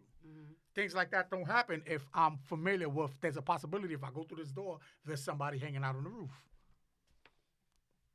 But there's a whole lot. You should also need more than just a couple of college credits to just become a police officer. Amen. Like there needs to be something about They need assessing a person's right, they need to character. assess. Exactly. Listen. Because you have some people who like really be tripping, and like leveraging that as an opportunity to like really be getting Yeah. over on people. Yeah. I mean, it's just one of those things. Real quick, I want to segue to sports, Q's favorite segment. Tiger Woods. So shout out to Tiger Woods for winning the green coat, the Masters. I didn't think of it as much of a bigger shot at Tiger Woods. You know, Tiger Woods, y'all. Legend in 2 games. Legend in 2 leagues. No, but and it was funny because I put up a post. He was in place of Jesus Sodersworth with the 2 chicks kissing him in front of the Wheaties box. I saw the post. Yo, I saw it. I'm like, that is gold. Because honestly, I was Screen one. printed on the shirt. I was one of the. Listen, I'd wear that. I was one of those dudes where I was in the barbershop, you know, and I was watching it, and everybody was just glued to the TV, and they were just like, you know, rooting them on and thinking like, yo, this is it. We gonna, and like one of the barbers said, it's not a barbershop that I normally go to, and he just said, yeah, man, he won this one. He got his blackness back. He got his blackness back. And I'm like, what does that mean? They never took Tiger's blackness. Tiger gave it away. That's you. his problem. Yeah. Tiger didn't claim it. So He sure it didn't. all depends on why. Did this experience humble him? Does he realize that he's black? Because I you. just saw an image of a guy while Tiger Woods was putting on his green shirt, a guy standing next to him with a white shirt with Tiger Woods' mugshot on him, just to remind him who he still is. Mm-hmm. You know, it's who he is, though. Thank you. I feel like that is the real question because I feel like Tiger Woods, it was Tiger who denounced that side of him. Yeah. I feel like he was the one who was just like, Shit, I'm we not was feeling hyped any to of say, you know, you crazy? We Do we dominated every sport. Look at Tiger Woods. But do we still have that same momentum now, given that he's won the Listen, Masters? People are bandwagon with anything. Yeah. There are people still telling people, yeah, a black man's the best golf player in the world. To make a different argument. But winning cures everything. That's the society we live in. You win. Exactly. You It's bandwagon. I mean, but there's nothing being cured. The right? question is, like she said, we have to ask Tiger Woods, what does he rep now? You know? Because if you look at that list of all those women that he got in trouble with, Ain't none of and them I'm black. pale. None of them looks like nobody in this room. Nope. Well, let me rephrase that. They don't. Nobody looks like anybody at this table. No disrespect. They look like Johnny. Shout out to John. Shout out to Johnny. You know? But I feel you. It's just listening to the barber speak like that. I don't want to say speak In like that, but reality, saying his that. card should be taken from him for how he abandoned. I don't even want to say the hood. He said, "Oh, I'm Asian." I'm against the whole revoking cards thing. But like if you had a card, I'm against that. He gave reason for it. It's not behavior. It's I'm not black. I'm Asian. Yep. So it When all his skin depends. is black as hell. Like when visually he's black as shit. I can dig it. It all depends on what he says, you know. And for the argument, if we're gonna say the best golf player in the world is black, if I'm making an argument with somebody, I'm gonna say the best golf player is black. I'm gonna acknowledge him as black, but I'm not gonna say, yo, invite Tiger Woods to the barbecue. Yeah, I didn't give a fuck about that. Like him, like in his blackness. It was just weird when that black people thought that way. Like, oh, he earned his black stripes back. But I'm like, I thought the same way. I felt the same. Like, I know that to be true. Like, he denounced his blackness. Right. Right. So we didn't take it from him. No, listen. I know people that was happy. Oh, yeah, Tiger Woods is black. He was cheating on his wife. He was taking drugs. I'm like, y'all celebrating the worst things. They do the same thing about celebrating stereotypes. Bill Clinton. You crazy? We already had a black president. It was Bill Clinton. People wanted to claim him for that shit. Bill Clinton's put more people of color in prison than any president in history. Show did preach. Thank you. I mean, hey, I'm no arguments here on that. It was just crazy though. I will say this though. I was happy that he won for the simple fact that as far as sports critics, as far as the people on ESPN, which we'll get to in a little bit. That abandoned ESPN, him? like they abandoned him on the bandwagon. They were pushing it, and it's just like, I get it. They're the media, so they're gonna go And for the story. This is but what I don't mean to cut you off. I believe that the hardest one, he just won. I think Yeah. Tiger Woods gonna play for another 10 years or so, Yeah. as long as his body holds up, and he'll win. I'm not gonna say 4 or 5, but I think he'll win at least 2 more times. you'll think he'll win like 2 more majors. Yes. I mean, all for it. I'm all about legacy and people, because he's a great athlete and he was good for the culture He was when he phenomenal. first He was got in phenomenal there. for it. Because he But- was different, and then it was also something black people can look at and be proud of, like, oh, that's one of our own. But then once he kind of denounced his black, Right, once he opened his mouth, then it was like damn, we embarrassed for him. Can I play devil's advocate? And I know you probably going whatever. You already giving me the look. Can we say that he spoke in the context, not even context, he spoke in a very, I won't say gullible, I guess naive, ignorant state? I don't think that's what he believes now. And I think it goes beyond what he went through legally or whatever the case is, or marital. I just think when he was asked that question, or when he even stated that, maybe he didn't know the politically Got it. correct. I think he wanted to fit into certain Yeah. group, and him announcing that he's black, Maybe he he would did. not fit in that group. Agreed. Yeah, maybe he didn't. Yeah, I'm out. Yeah. And it doesn't mean that he doesn't have a level of awareness now or Yeah. even a change perspective, but he hasn't spoken up against it. And as public as your ass did that, I need to hear your ass publicly say, oh, guys, like, hold up, my bad. I forgot. I did get demonized or dehumanized on television because I was black. So you're right. I am Negro. My Yeah. apologies. Like, when he does that, He's not. he can get his card back. He's definitely not gonna do that. I mean, but he's black. Like, it is what it is. It's just that, like, we have to stop pushing people out just because they do things. Like, there's no one way of being black. However, it's okay not to be proud of who he is. And, like, I've never been proud of him. Why? God bless him. Huh? Why you never been proud of someone? Because I Him don't give a being shit black. about the sport of golf. So I'm not proud of you for your skill, like for you being most skilled with that. More power to you. I'm happy that it has brought benefit to your life. How did Okay. you advance the community? I'm That's all that's what makes me proud, in my opinion. hashtag just saying, right? Something like that. I don't know. For me, it was just dope to see him win, put on the green jacket. Because I'm not gonna hold you every time, ever so often when I'm peeking at like who's playing in Augusta or whatever the case is, I'm like, dang, Tiger Woods is like 35th place or whatever the fuck. I don't know. So it was dope to see like, oh shit, I'm sitting in the chair and he has a shot to win. I'm like, that's dope. That's good for him because I know While he the was winning, them ratings were through the roof. yeah. Through the roof. People were cheering for him. Yeah, people. I People mean, were cheering for him. I'm people not were mad at cheering it. for him. They I'm normally not. would. It doesn't make Yeah. or break me, but I do like to see certain people mad that he's dominating them. Yeah, That's entertaining to me. I can dig that. That will always be entertaining no matter who it is. You know what Yeah. I mean? Even if the person who is winning don't recognize the power that they possess with doing that. Yeah, it was good to see. So shout out to Tiger Woods winning. I know he actually won, like I think 30 minutes or hour after we left air last week? show. So it was dope. I was gonna also bring up Make that Weedy shirt. that Weedy shirt. Oh, definitely. That's on. That's I got coming. 10 on it. You got 10. Don't try to I charge got me- 5 don't try to charge on me it. $30 for a white tee, man. Nah. You're getting all the money. So you guys are familiar with WNBA star Brianna Stewart? Yes, sir. So she's a former UConn Husky. She actually I think she tore her Achilles. Can I steal your charge? Sure, I'm juiced up. Thanks. So she tore her Achilles overseas. Significant injury, Thank you. and You got it? you good? Yeah, it's good. And I was just thinking about this, and it just broke my heart when I did my research and just saw the financial breakdown. So female athletes, or dare I say, not female athletes, WNBA players, they make on average a salary of which I think I said $75,000 is actually $79,000 a year, comparison to their male counterparts in the NBA. Whereas I have a lot of things that I've heard on this. yeah, so they make almost close to, where is it? I think between over $500,000 a year comparison.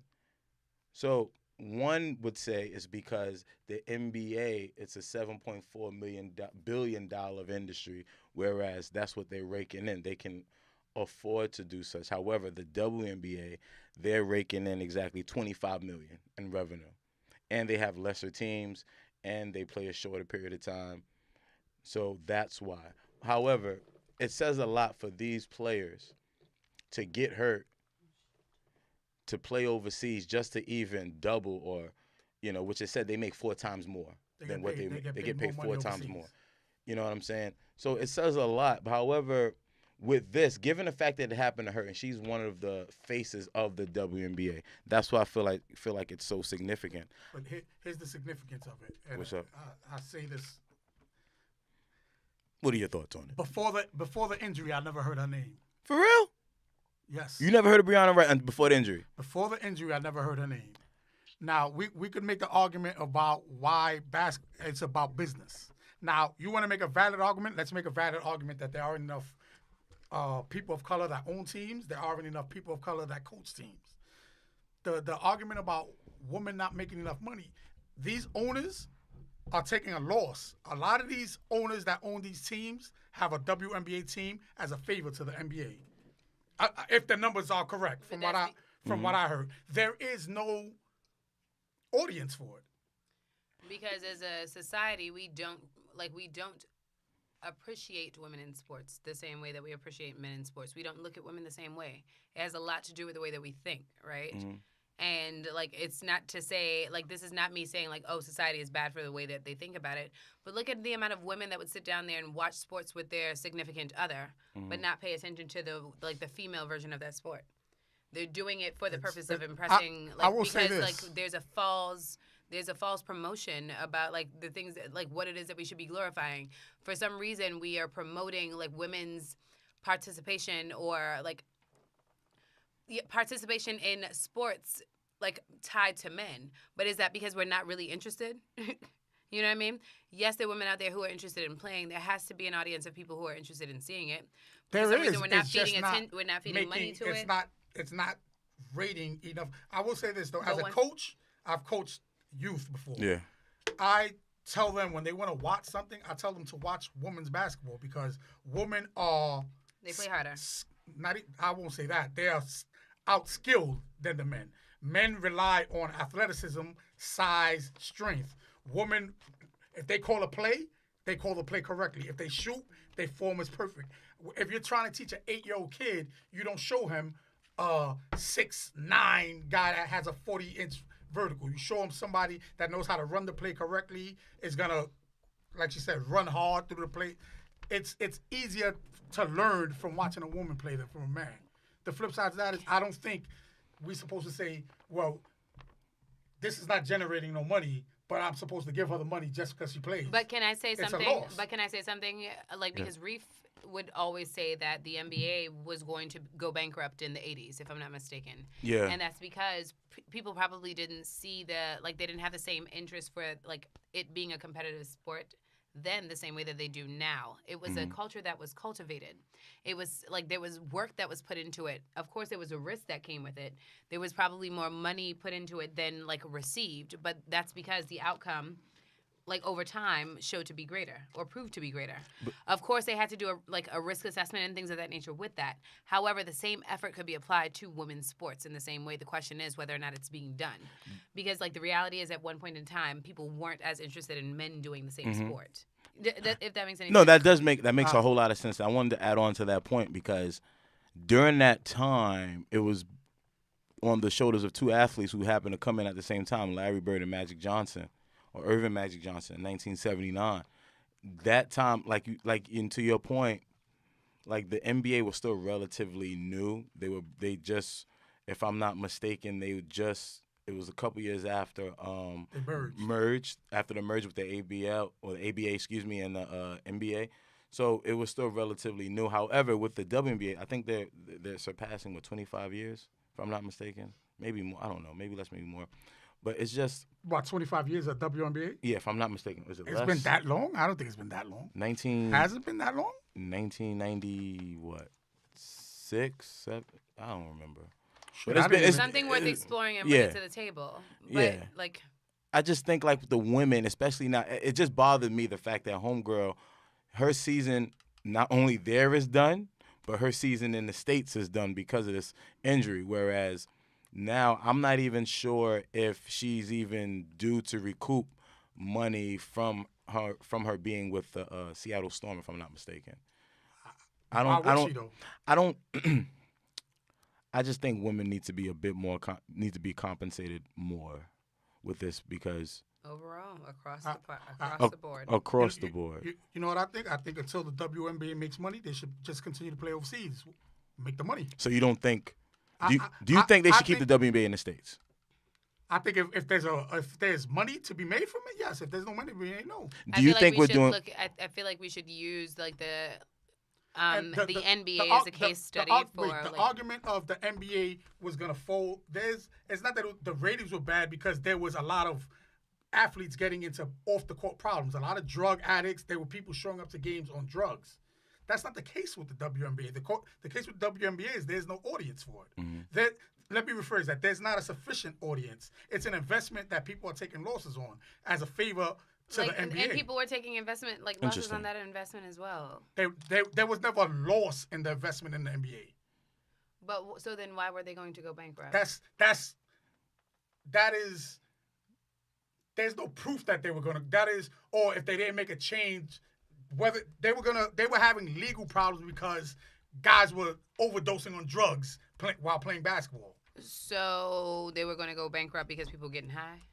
Because of I never said they were going to go bankrupt. I don't believe they were going to go bankrupt. It wasn't generating the amount of money that they wanted to. But while people are talking about they were going bankrupt, this dude he gave Magic Johnson a 25-year contract. There's certain people who make money. The NBA never was going to go bankrupt. The point is there was always a refund in the NBA. There is no refund. Call it capitalist, whatever. I'm not going to invest money in something that I'm not getting no money back. They're people taking those. The reality is, if everyone thought that way, then there's no way in hell that society would move forward. If we're using that as a premise or the basis for advancing society forward, then that is just a very selfish way of thinking about things. So After you have a certain amount of money, you need to be okay with taking losses. Because if not, then what's your purpose? We're supposed to just give money just because they After play basketball. you have a certain amount of money, yes. I don't agree to that. Okay, For that, so they might as then- well change that. and What if people needs to be changed, what I have an people with issue that with, belief continue to run the world, what then I the have world an one issue can go with get that is the money. NCAA. and If we're get going to that talk forward. about if we're going to talk about an issue and people being taken advantage of, college basketball players are getting taken advantage of. WNBA players are not getting taken advantage of. They're given a job. Right now, you make $75,000 a year. Oh wow! So it's the same thing as saying that No. if you're given a job, it doesn't matter if it doesn't matter that you're getting equal pay or not, as long as you have a job, You're it not should be doing an okay. equal job. What do you mean? It's not the Are they equal not job. exerting the same energy? Oh, wait. What do you mean? It's Yeah, not that they're not it's doing the same job. The pretty same level equal. of attention is not given to their job. What do you mean? WNBA players are not equal to the Okay, NBA players as far as what they do. Like if we're not. Is the WNBA as a league? There may not be equal the to same NBA? media attention, but is the same level of work and energy being put forward? So you know what people that play in the Spanish league because they play basketball, they should make as much money as people in the NBA. Although the Spanish league doesn't make as much money as the NBA. Like, So yeah, that's in the my argument opinion, we're talking about. ideally, yes. That's foolish. So break down. I don't think that that's I don't think so, foolish. and I'll tell you why. I'll explain why. Because if you think about it, it's comparison to It is the opinions NBA like that perpetuate. because they have female athletes who are comparable to the A-list. Let's just say the first tier superstars in the WNBA. I feel like they are actually paid 4 times the lower minimum comparison to the NBA players, whereas the bench player will get like say what $850,000 a year Because you're playing on a league comparison that's to. worth so much more money. So Now- I now- get that. But that doesn't have anything to do with the level of energy and work that you're investing. I understand what you are saying. You guys It doesn't are arguing mean that capitalism. oranges with No, apples. we're not, You cannot- actually. You cannot compare. You're not you cannot compare. Right? Iran, you can. No, you can't. You If can. you make a shirt Yes, right now, the I money just told that you they print might, the shirt, right? the money I that just the told you league print the might shirt, have I'd to buy the back shirt might from be you, right? different, but it doesn't One at mean a that you time. can't make that argument. I just said print the shirt. I buy the shirt from you. Correct? Mhm. The shirt is worth $30. I told you I bought a shirt for me for $30. Why would I not pay $300 for the shirt like I would pay for another shirt? Because your brand is not established. Why That doesn't make it right though. My argument is It doesn't your make it wrong argument. because you don't agree In to my it. opinion, if you allow me to speak, You said it 3 times. no, actually I didn't. What I'm about to say, I haven't said it. Are you ready to hear? Sure. Your argument is that capitalism You don't have to doesn't scream. work I hear that you way. clearly. Are you ready to hear? I'm hearing you. Screaming at me is not going to make me listen to you. I hear you, though. I'm sitting right next to you. Yeah, I don't feel like speaking anymore. That works for me. So we'll take a minute on that, right? So with that, all I'm You're saying, not a good listener. well, essentially what we're saying is this.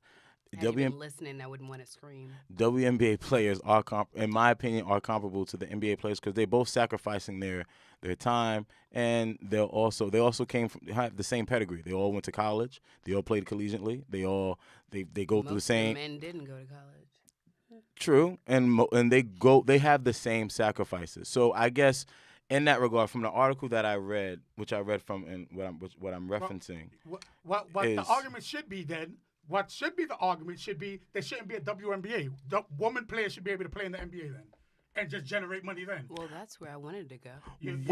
I don't think that's possible. That's not making money. No, that's not the argument that was being made. That what I'm questioning is the system as is. Mm-hmm. It doesn't make it right that just because something has more financial backing means that it it's like that you have to just fudge it up to it being just business. Yeah. If that is the case, then disrupt the fact that those two are two different entities and make them one. Mm-hmm. If one of them already has a platform to advance, because everyone is exerting the same energy, that is like saying that it doesn't matter that it's like saying that it doesn't matter that a black person and white person is working the same. Mm-hmm. If it is that the community taxes that is being paid, if it's more in one community, then you deserve to be invested in more. That's the same thing that you're saying. That doesn't make any sense. Why just not speak about disrupting the system as is? Not for you. So what do we do? Right. So there's right now. So it's Well, actually it was actually established in in right? 1996. Write to everybody that you know that has money and tell them to invest into the WNBA So I think so that they can generate more money. Or do what Ice Cube and them are doing and create new leagues. Yeah, the because Big Three. those are the ways that you disrupt things There- by there's creating men in the leagues Big outside of Three that that are getting paid $100,000 a year. But they also former NBA players, and they also have a pension, and their pension is you know what I'm saying. I mean, it doesn't mean that you Yeah. people I feel have what to you're start saying. somewhere. You can get to a point So- of establishing a But pension after 5 years. They're Yeah, play- but they're I'm playing just the saying as same far as the game, NBA. They're giving the same amount of energy. Why they're not making what they were making in the NBA? But Because I'll- the league's not worth that much money. I don't but you- agree. but People you that build play in the league- Rucker that get paid $500 a game and they could dunk with their elbow over the rim. That means they're Yeah. supposed to make as much money as Blake Griffin, who's making the team. Everything's about But finance. yeah, But everything is about finance because finance creates platforms for you to exploit what it is that those folks are doing. Yeah. There are people who would be willing to see whomever that is do the dunking, Mm-hmm. do whatever type of dunking that it is that you're talking about. Mm-hmm. There's just not people that's willing to invest the money in them doing it. If it is that you find people, yes, it's going to be an initial risk, which people oftentimes don't want to take. But people could do it by investing the money and creating a plan that allows for folks to pay attention to folks like this, so that you can over time pay them more money. People oftentimes don't want to do the work to figure out what needs to be done or to take the initial investment in risk. Oftentimes because we don't even know how to speak, it's not a language that's commonly spoken to us, right? It's something Yeah. that you have to really exploit, or you have to find someone to teach you that type of language because it's not something that people in our families, our aunts and uncles are doing commonly. I don't have an aunt or uncle who's creating basketball leagues. Yeah, I mean, I don't know the questions to ask. I mean, I just think as far as with Ice Cube's thing real quick. So he created the Big Three. That pretty much consists of former NBA players and players who there was some who flirted with the NBA career. They played in developmental leagues or overseas or whatever the case is. But it's mainly geared towards former NBA players and NBA players who kind of haven't played in the NBA for about 4 years and they kind of unofficially retired.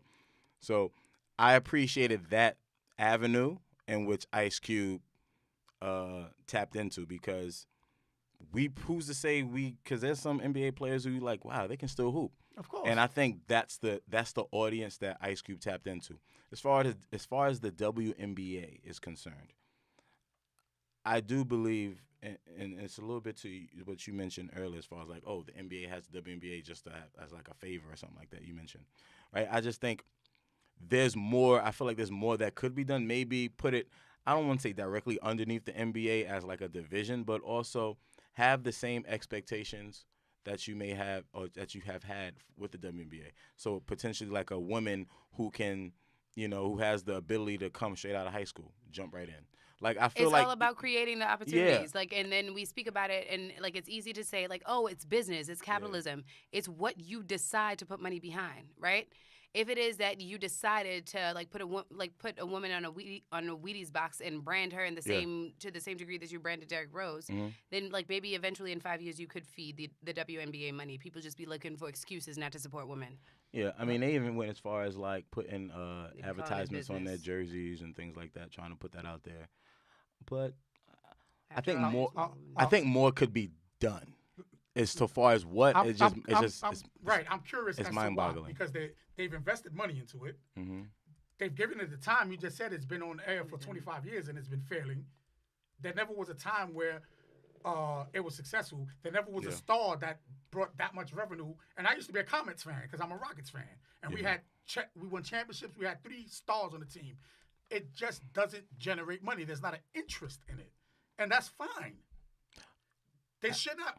I should not be obligated because I own a men's basketball team to take my money and say, you know what, I own a men's basketball team, so I have to buy a women's basketball team. No one is saying that and if you're doing it out of obligation, then you shouldn't do it because then you don't have a vested interest in advancing it for people who are interested. Because there are women out there. I know multiple girls in the middle school in which I work with right now who are interested in women's basketball, who probably would be interested in seeing women play like them. However, money isn't being fed into putting them on television. They are so television. that doesn't make that does make a difference. I'm They're sorry, just not not on getting the basic ratings. cable that their parents could afford. Yes, Sorry. they are. They're not on sports. WNBA is not on sports packages. They're on basic cable. I have basic cable. I'm be seeing no WNBA players. Now sit down and be honest with me and tell me, have I ever sat down and said, I want to watch a WNBA game and but look I for it? also don't look for men basketball. But So like your I said, argument- no. But what my argument is for girls who are interested. Stop sitting Your down here and argument could- With the all girl due that's respect, interested could turn Iran. on the With all cable due and turn it respect, on and Iran, watch and it. stop trying to combat my argument with things that don't make any sense. I said I wasn't interested. I said that there are girls that I know who are interested in the sport who probably, if it was available to them, I am not the person for you I'm trying to tell you that it's available to them. What we're not doing is we're saying they're not getting paid a certain amount of money, so the WNBA is not putting money into them. There's money put into it. They're just not making them no money. I don't feel as though that is the only reason for it, and I don't feel as that single-handedly is going to be the change in making it a credible enough or a league that's going to produce the same result as the NBA. I think that's what we're both saying. I feel like there's more that could be done as far as with the NBA. Well, I think that's what we were saying. Like I feel like there's more that the NBA can do. I know, for example, the NBA they used to call it the MBD, now they call it the G League. They call it the G League now, right? Which is something which I know the NBA has been flirting with for years because I know the baseball league, they had the farm system, right? And so that kind of something that's kind of mirrors that. However, to your point, Q, when you mentioned like, oh, the next step maybe have the girls play with the boys. I mean, here's the thing, right? Well, yeah, that would be the only step to get them a pay raise. Let them play with men. That girls that can outshoot men. Put them in the NBA. You need a shooter? Let her shoot. You just got to deal with whether she can defend the man. And don't get me wrong, I don't necessarily feel as though it should jump into pay them equally, right? That's not what I'm saying at all. I'm saying that because like the reality is it needs to be a viable business in order for it to flourish. You don't just throw money. Like that was a more of an ignorant and like upset response more than anything else because that's not rational. But what I'm saying is if it is true that at one point in time the NBA was not sustainable, there was an order, there was work that was put into figuring out like, damn, what it is that we need to do to make this a viable enough business or league that can produce the type of money that we wanted to produce. Recognizing where society was, how it is that society relished sports and things of that nature. If there's a deliberate shift or a deliberate like plan to say like, hey, let's elevate how it is that we look at women in sports, not just by the NBA. I'm not saying that it has to happen single-handedly. I'm saying that like this is a culture shift, right? It's not just about the NBA because to be honest, the NBA can't do it single-handedly. It's about the way that we look, the world looks at women in sports. It's about the way that we acknowledge women in sports. We like women who are interested in playing football, they have to play like in the naked football league where they're wearing swimsuits to play. Right? if they're interested And I in think playing that's that. ridiculous. Agreed. But you I'm can't saying expect that no woman to lace it up and line up with a But man. what That's- There's women in college doing it. they're and they're It's they're very women rarely, who are. but they are. And when I was in JROTC, like Yeah. there was a JROTC league of girls who were like who played flag football, who wanted to play like yeah. fucking tackle football. Yeah. So I'm saying that there are people out there out in this world that's interested in. Our society is different in that we don't recognize women in sports in the same Yeah. way.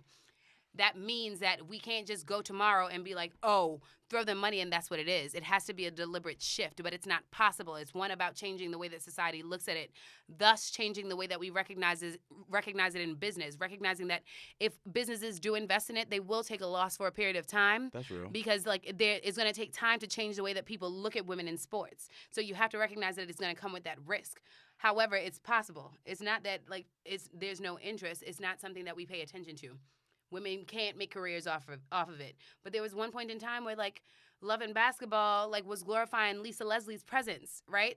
And Sanaa Lathan's character spoke to a lot of the girls that I went to freaking high school with. We folks didn't capitalize off of that type of stuff. There was a because huge no to speak opportunities to that. for There those was a people. huge boom in 1986. That's when it started. That's when it was formed. There was a huge boom. You know why? I think with New York specifically, when the New York Liberty, we had Teresa Witherspoon. We had who else? We had. I used to have. I think it was Vicki Johnson. I used to love me some Vicki Johnson. She had the scariest calf muscle I've ever seen in my life. But it was huge for New York, right? And I saw that, and I think with the WNBA, I just thought that, because with the players, the big three, Tina Thompson, Cheryl Swoops, Cynthia Cooper, right? They caught them at pretty much towards the latter stages of their career. So those superstars that they had. Sue Bird, Candace Parker, Tamika Catchings. But- I don't know none of these people, but That's what I'm saying. They came after, but the thing is, I don't think they had a prominent core of superstars like that in the beginning, where they all had that story that we knew of. I don't know. It was just weird. I assumed that after them that the WNBA will ascend. But I mean, you guys both made valid points. I'm just speaking on the point in which, if the NBA is a $7.4 billion industry, there's something that can be done. Where there's a will, there's a way. I'm a big believer in that, and I just think there's more not being done. Random question, but it plays to it. How large is the industry while you got the computer in front of you? Is the NCAA? Because if you want to talk about exploiting women athletes, the NCAA is the issue. But the NCAA that's a whole separate conversation. I'm curious where you going with that. I want to know What's how the much money is it NCAA? worth? The college. Oh. College how much is it athletes. worth? Yes. You can look that up to Google and see to a. $1 billion in The 2017. The NCAA, right? It generated $1 billion in a year, so the net worth of it all is a bit more than that. So you think it's the NCAA's fault? I think that if somebody's gonna put money into this, it should be the NCAA. If somebody It's conglomerates like the NCAA would have if somebody's gonna pay these athletes, it should be the NCAA. And I Because agree. they have control of they have complete control over Of course. the culture. Of course, I agree, but then again, I kind of don't. I believe to your argument as far as the NBA. I think the NBA, since it's WNBA and they have they're honing the name. I just think players, what's his name? Kobe Bryant, what he's doing with the whole Mamba mentality, what he's doing with girls basketball. I think it's phenomenal. I think there's more athletes. There should be more athletes like that who have a name like that to put women's sports and just women's basketball at the forefront. It's the first, There's an entire campaign of it though. There's commercials that come on every time you watch a basketball game that shows men saying, "Watch the WNBA." But games." you've never had an athlete at the same level as a Kobe Bryant co-signing that, and I think there's two only athletes on the same level as Kobe Bryant. But that's my whole point. Imagine if you had more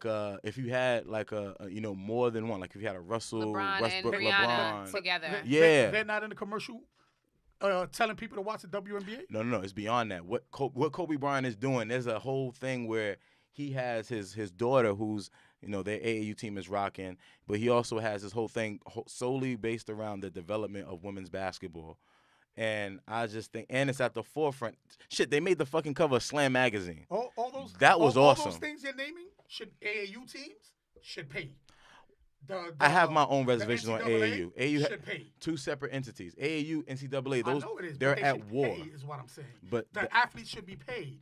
We're talking about a company that's paying players, a failing company that's paying the workers, basically, right? That they agree to pay a lower wage than another company that's larger than them, right? Yeah. But these other companies are not paying nobody nothing. I can They're dig it. profiting 100% profit. Why college coaches make more money than NBA coaches or NFL coaches? Really? On average, by a long shot, not by a little bit. Is it because they're the ones who are doing like the initial scouting for children who it's end because up in they the don't pay NBA? the player. Well, not all the coaches. taken. Not all the coaches. No. A majority, No. every elite coach in for a big school. We're not talking about purchase coach. I know I'm that. talking about any D1 school with a major coach is making more money than the average. But out of all those respective sports, out of all those respective sports and collegiately, there's about in each sport, I would say about handful of elite head coaches who are getting that money. But there's some ask y'all a NBA question? players NBA coaches who get paid now. Whose seasons last the longest? Like when you look at college basketball versus NBA. by far. So the NBA season last because I guess one of the questions that I have to that is it would be the college coaches who's actually doing the scouting of people who end up in the NBA and stuff like that. I'm looking at the many NCAA variables. is, for lack of a good term, modern day slavery of an athlete. I get that. Mm-hmm. If you play for my school, right? What's your last name? If you mind saying it. And your shirt has your last name on it, and somebody gives you that shirt, your own shirt, and I don't approve of it, I could throw you off the team. But I could sell the shirt with your name on it. It's not just about the season. I sell NCAA video game with your license on it. You don't get $1 from it. If there were more incentives for the college athlete to get paid, there'd be more college athletes. Yeah. And the NBA is going to fuck them over because if the NBA makes it that you don't have to go to college for a year, like they're planning on doing, they've been holding it back for a long time, the NCAA is going to be in trouble. I think if you can register to go to war, you can register. You can put your name in for a draft to play in the NBA. You should be able to. I always believe that. I think Zion Williams had no necessity to play in college because they pimping him. Zion Williams he cannot walk into a store and the store says, "Oh, you're Zion Williams. Here's this shirt." Do you guys watch Ballers? Yes. I used to. I stopped watching. Like I I think watch that's the way that I'm getting to understand the way that like Sports colleges and colleges and I guess like the larger entities work together. It's I feel like it's interesting in that perspective, or it's now getting into that. It is now, like and homeboys. even that. It's for entertainment. For everything that Ballers covers, there's probably 20 other things they're not covering. They're not speaking about. But on Ballers, what's this beautiful young lady's son? He's the quarterback. That I he's know in exactly trouble, what you're talking but he got a gift, and now they're in trouble for it. That right now they're trying to say Zion Williamson, who's the #1 pick, but they try to damage him. They're trying to say, oh, he got money under the table. He don't have to get money under the table if you just pay him. You know? Well, that's more. That's just one name. I mean, there's a bunch of athletes who go through that. I agree. I always said NC2A should pay the athletes. Kids leave after 1 year to go to NBA because they need money. Kids take money from boosters because they need money. Pay the money. It's not like they're not making money. But they're gonna get paid. They're getting more ratings. The NCAA games get more ratings than NBA games. Think about that. They're gonna get paid. I mean, whether or not I don't know. As far as the WNBA, because to get back where that is, I feel like there needs to be more done. What, I don't know, but we'll see. It is an interesting quote here by the former WNBA president, Lisa Border. She stated this in this Forbes article. She said, "Let's be clear. There's a lot of sexism that still goes on. People do not believe that women can be superb professional athletes. That, frankly, is an ignorant perspective. I don't agree with that at all. But if you haven't had the opportunity to see a game, a player, or experience the game, then perhaps you have an uninformed perspective. We invite folks into the area to actually see a game. right? Because that also speaks to the demographic who thinks like, oh, I'm not watching the WNBA game. They don't. I Play think on whatever the case is. average, I think the average woman professional basketball player is more skilled than the average men's professional basketball player. You think they're more skilled? They're more skilled. I stand by that. I think they are more skilled, the women. I think they shoot better. I think they pass better. I think men rely on their size and their leaping ability and natural strength. A woman to come around a curl and hit a jump shot 10 out of 10 times. That's a rarity. Now you got players that are still making money after 10, 15 years because there's not other players that can do that. There's somebody that does that on every WNBA team. There's players that shoot. I'm not going to say to the magnitude of Steph Curry, but there's a shooter on every WNBA team. There's not a shooter on every NBA team, but there is a 7-footer on every NBA team.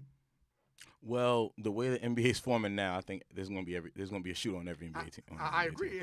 In 20 years, I believe the argument should be, should a woman be allowed to play in the NBA?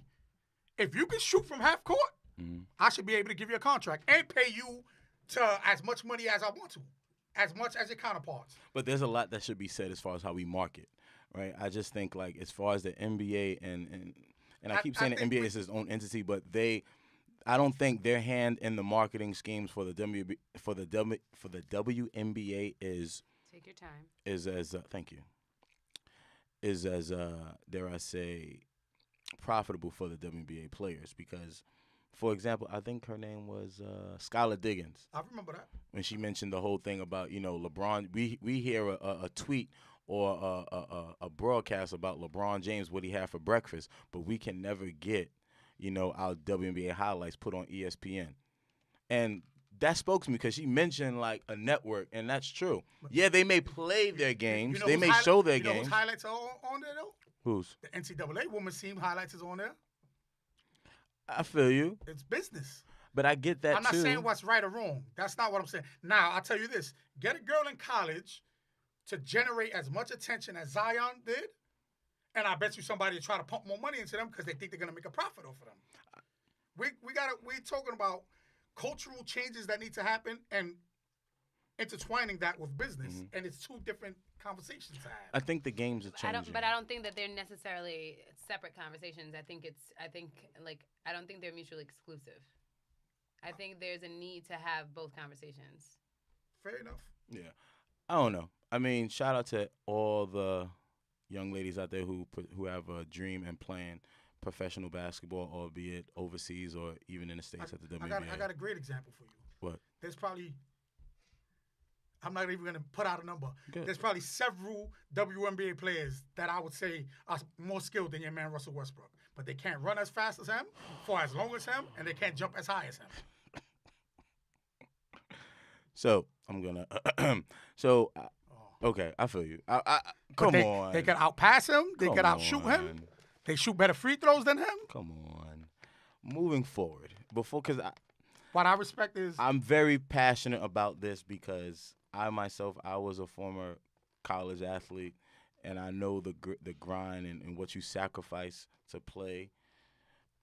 And I know of former WNBA players who have played and, they retired. There's one who particularly retired and doesn't even have a place of no income. All they knew was, basketball. And it's just there's different stories. There's different things. I mean, maybe it's the WNBA part. Maybe they need to, change the way they advertise. Or I don't know. It's just a new a levy of things. Let me ask a different question. I don't know. Plays into just a concern. How many collegiate athletes are there compared to how many professional athletes are there? Because every 2 or 3 years. Well, the reality is, forgive me. Professional athletes are pumped out to bring in a new crop. New crop. College is where these people need to make money. Well, duh. If I could put it in perspective, the United States is larger, right? There are so many more colleges and universities in the United States that's attracting way larger crowds than the NBA is at NBA games because people want to have pride in their colleges and things of that nature, and those tickets are more affordable. So of course, they're pumping more money into the NCAA or whomever these college entities are because it just produces more money. There's more people that are up for grabs with those with those entities. I believe that if they pay athletes, they won't they don't generate more money than the NBA if they paid their athletes. Well, If they If they paid their athletes, they would. That's why But they they don't still- pay, that's but- why they won't pay their athletes. but they still could pay their athletes and still generate more money. They should pay their athletes. You know what I mean? They can still do definitely both could. and still make way more money than the NBA because of the amount of people we've seen that they tons, have. We've seen tons of players win a championship in college and don't make it to the NBA. And then what they're doing? They got nothing but the memory of it. I feel you. Remember Charles and Ed O'Bannon, the O'Bannon Mhm. brothers? They sued because their name was in a video game and they didn't get a penny from it. They were like, we're broke. And Yeah. y'all making millions of dollars off of us. And the thing is, you raised to your point. That's a good point as well. I mean, to bring it back to Brianna Stewart, she actually has a multi-year endorsement deal with Nike. Nike's giving women sneakers. And she isn't a slouch. She was a WNBA Rookie of the Year, and she's also an MVP of the league, right? So she's no scrub. So the reason why She's no scrub. so I'm just saying it's so significant because to me, because she's one of the faces of the WNBA, one of those players that if she's not there, it's kind of like, oh snap. There's girls who know who she is, who play basketball. There's girls at our school that we teach, and they know who Brianna Stewart is, right? So I just think with this happening to such a important figure within the league of the WNBA, I think it's going to raise a lot of eyebrows and hopefully change the way business is being done in the WNBA. So we'll see what happens with that. We'll see. So we'll table that. Another thing I wanted to mention. Well, It is mad hot. it is I hot. thought the young lady last week said it was going to be cooler here. Yeah, But you know what? It's not gonna This room happen. is cooler than the hallway. Because when I got to the Really? hallway, yes. Hold up, you said this room is cooler than the This room hallway? is cool. Well, maybe not now that we've been Yeah, I'm about to say talking, but like what? when I walked Bro, in, what is you talking when about, I man? walked in the building, it was a sauna. When I walked in the room, it was refreshing compared to that. So I was like, oh yeah, she said that the temperature is going to be different in the rooms now. Last week she said that, correct?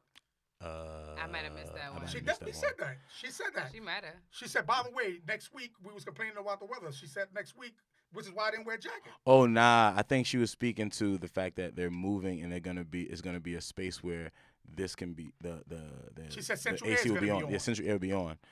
Well, Just I thought wasn't- that was going to be this week. Wasn't gonna be this week. I knew that. This It was like, room, I when I came dressed first for the walked in, central air. was cooler than the hallway was, though. It might not be now. We were Trust talking me, shit for an but hour. when you walk out, you will feel the difference. I hope so. You sure? No, Wow. trust me. It's hot There's as no Jesus hope, so Christ. you will, brother. But real quick, couple things. I don't know if we talked at great length. The beauty, the poetry, the what's another great word? I can't think of another great word. Ventura, Anderson .Paak's album. That's my shit. So Never heard it. It has been on repeat. yeah, I've been week. listening to it all week since the person to my left, that person being Q, put me on to it, and I love it. Like Anderson .Paak is a dope artist. For those of you who Dope don't as know who hell. Anderson .Paak is, when you're done listening, look up his music. May 30th in concert, I think, at MSG. Yeah. Speaking of concerts, what the fuck y'all think about this Jay-Z?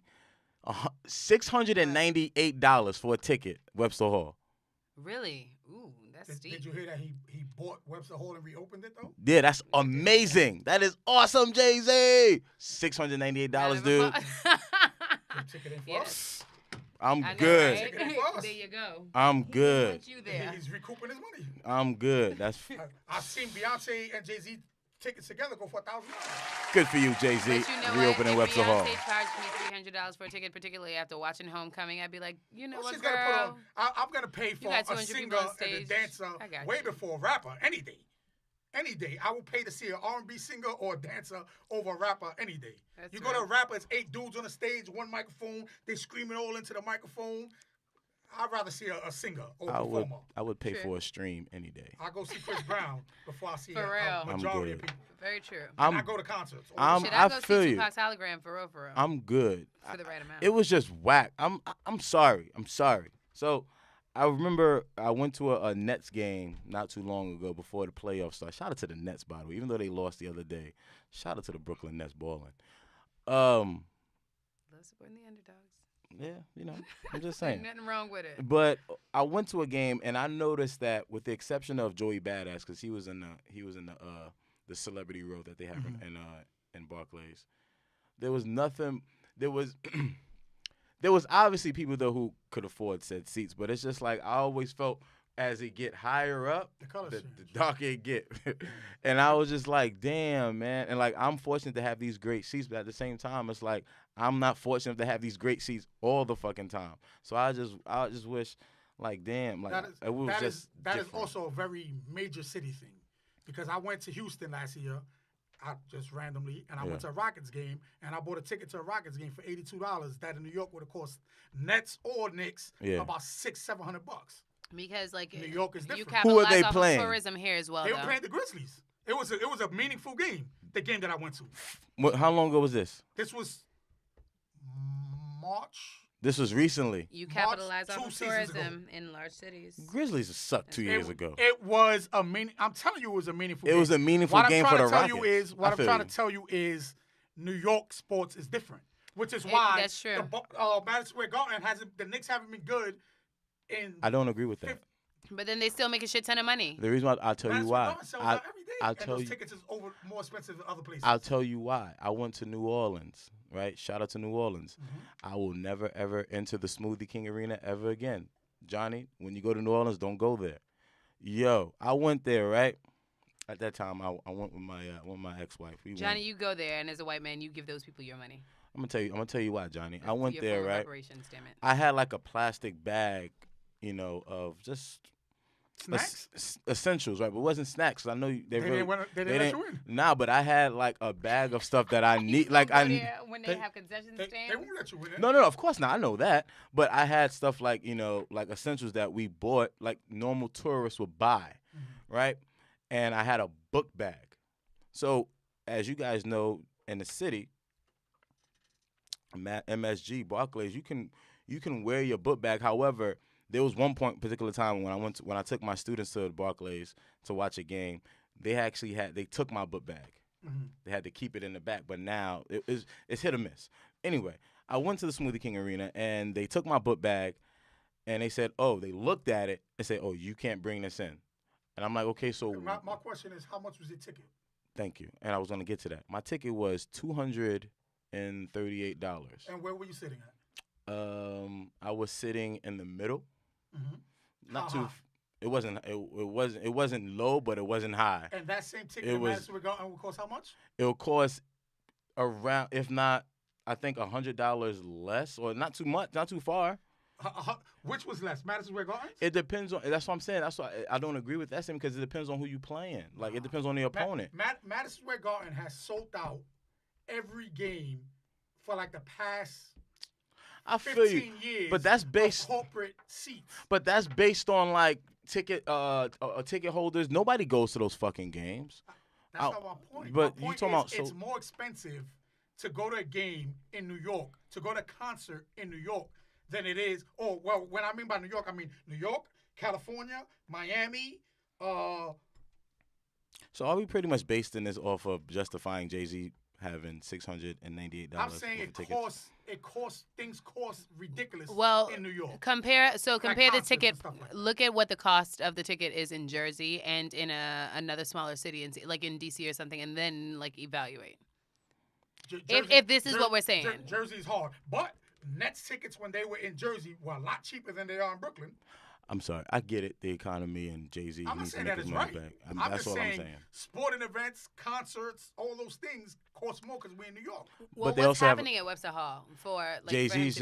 He's having his performance. Webster Hall closed down. Yeah. Jay-Z bought Webster Hall. Yeah, but what is he doing there? And he's gonna have the first show in there. Yeah, he's just having his first show. So maybe it's just for like it being the first show, and maybe he just trying to recoup his money. No, this is classic Jay-Z. That Jay-Z in Yankee Stadium, them tickets was through the roof too. I'm good. But then he'll perform at like MIA and like for $150 for 2 days. Because I watched Beyonce perform at Made in America and like. They perform at that every year. That's his festival. And my point exactly. But I was able to travel outside of the city and pay $150 for a ticket for 2 days. And I got to see Homegirl kill it on the stage. And to see Beyonce at Madison Square Garden? For 2 days? For $150, you was not getting in the happening. building. Exactly. And she killed it on the stage. Like, so come on.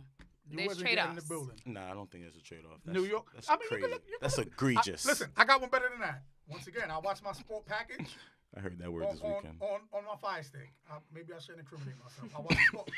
I'm watching a game I in thought it's Utah. not illegal then. Say Like that again. I thought the Fire Stick was legal. I mean, it is, but it mine's isn't. jailbroken. Oh, got it. Okay. Shout out to the NBA jailbroken. package is $250 a season. I watch the games on the Fire Stick. I mean, Anyway. in the beginning of the season, towards the Damn end. right, it you better wasn't break the just- shit out of In- that goddamn In Fire the commercial, because they show the regional commercials for the place, and they Yeah. show the package of the team. They had something like a pack of 4 with a hot dog and a drink for a family of 4 for $80 to go to a Jazz game. For $80, $20 per head for You're like not- after you didn't spend money on a ticket.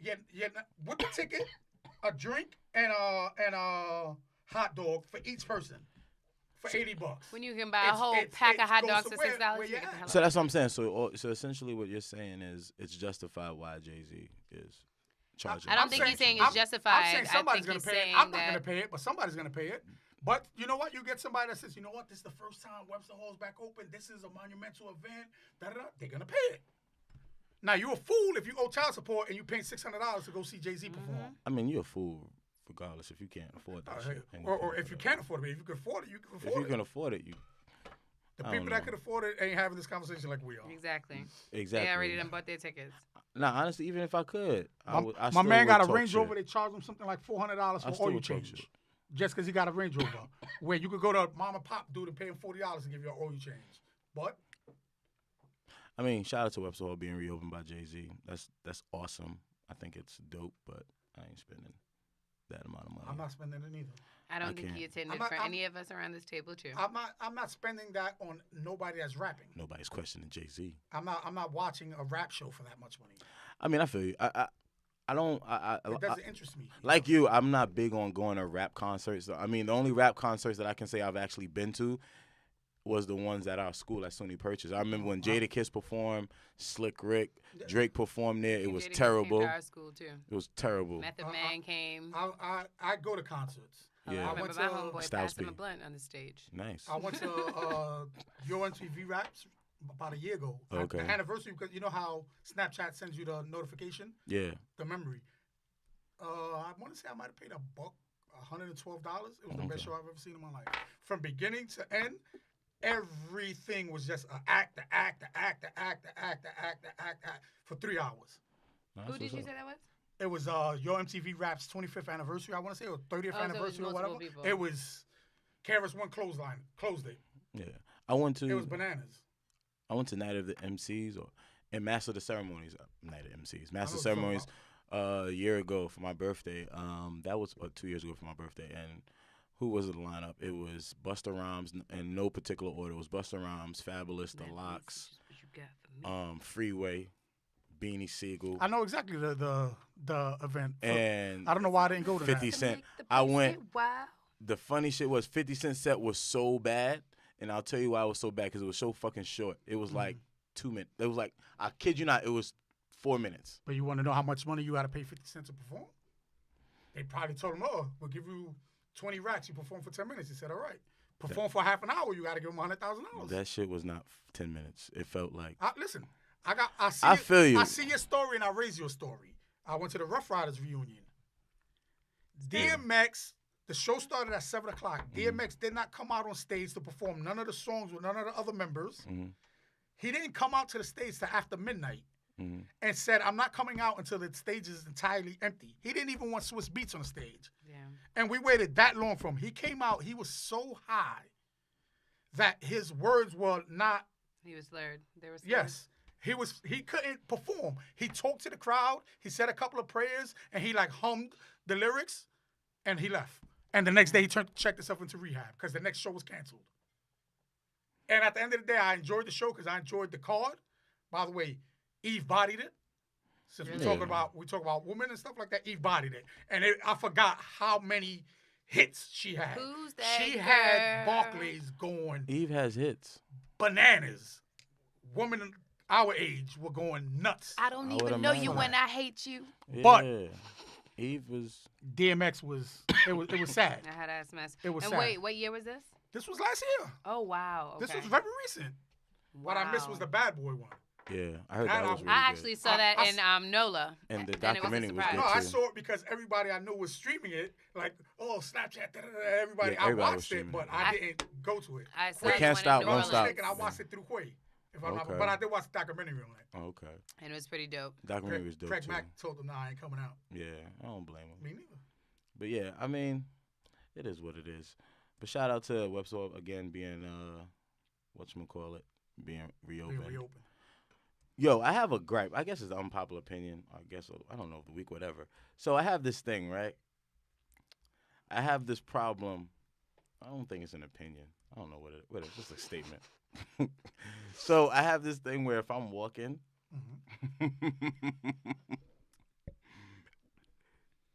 and like I'm passing gas, right? It's funny in my head. Whatever. So it's thing what I hate people walking behind me when I have to like pass gas. I'm like, yo, move. Like they Like, know. I'm trying, like they in my know way. when Like, you're about I'm to like, fart. move, but it's like, come on now. So I'm like, they're the disgusting. yeah, ones in the moment. Right? exactly. But it's not really discussing to pass gas. But it was So then maybe you should stop and let them go and then no pass your gas. walk faster. Maybe you should pass gas. I still do it, but in it's your just own it's just pri- annoying. Privacy. Nah, I mean if I I'm mean, sometimes outside, people can't control when gas comes yeah, out. when I'm outside, I mean I can control it. Like if I'm at work, I don't let one out. Now I know if I'm ever next to you and something smells a bit I'm not- tart, that's different. If you I'm hacking walk- them up in front of me. Listen, right now I've been holding my gas for the past 2 hours, so y'all won't even know it. They said better to let it out and feel ashamed In- and in keep this- it in the in best this thing. My hot, dad used to small say that. I Listen, mean, not if up I- in here. If, I'm just saying. if I pass gas in this small room, y'all will never But that invite me shit, back here. I ain't gonna hold you. I've been holding that in for like the past 8 episodes. I've been wanting to share that. Like, yo, I hate that shit, man. I'm for wondering sharing, what made you McCray. bring No that problem. up right now. Because it happened 'Cause today. he has to pass gas It now. happened Because right, he today. has to fall. And he's trying to control himself. Nah, I'm How about good. you just I'm good. We got another few minutes. I'm You'll fucking be with all y'all. right. I'm Go bathroom good. down the hall. I'm good. But that's just a gripe that I've had that I encountered I today. thought he was going to talk about I something hate when people are politically walking behind or me when something I need to important. take a Yo, I need to it's like pass I'll turn around. I'm gas. like, yo, hurry the fuck up, man. Damn. So I Like, can it's let they I'm one not gonna out. lie, They if know I'm that he walking need to behind fart. somebody and they tell me hurry the fuck up because In they my want to head, fart, no, I I'm would gonna never. look at you like you nuts. I'll look crazy. Exactly. That's why I say I do it in my head. Gotcha. Nah, whatever. That's just my unpopular opinion of the week, guys. Popular But indeed. before we close, so the playoffs, NBA playoffs. In case you were living under a rock, Q, 'cause I the didn't know what you were NBA talking about. playoffs have started, and we didn't get a chance to really discuss it last week.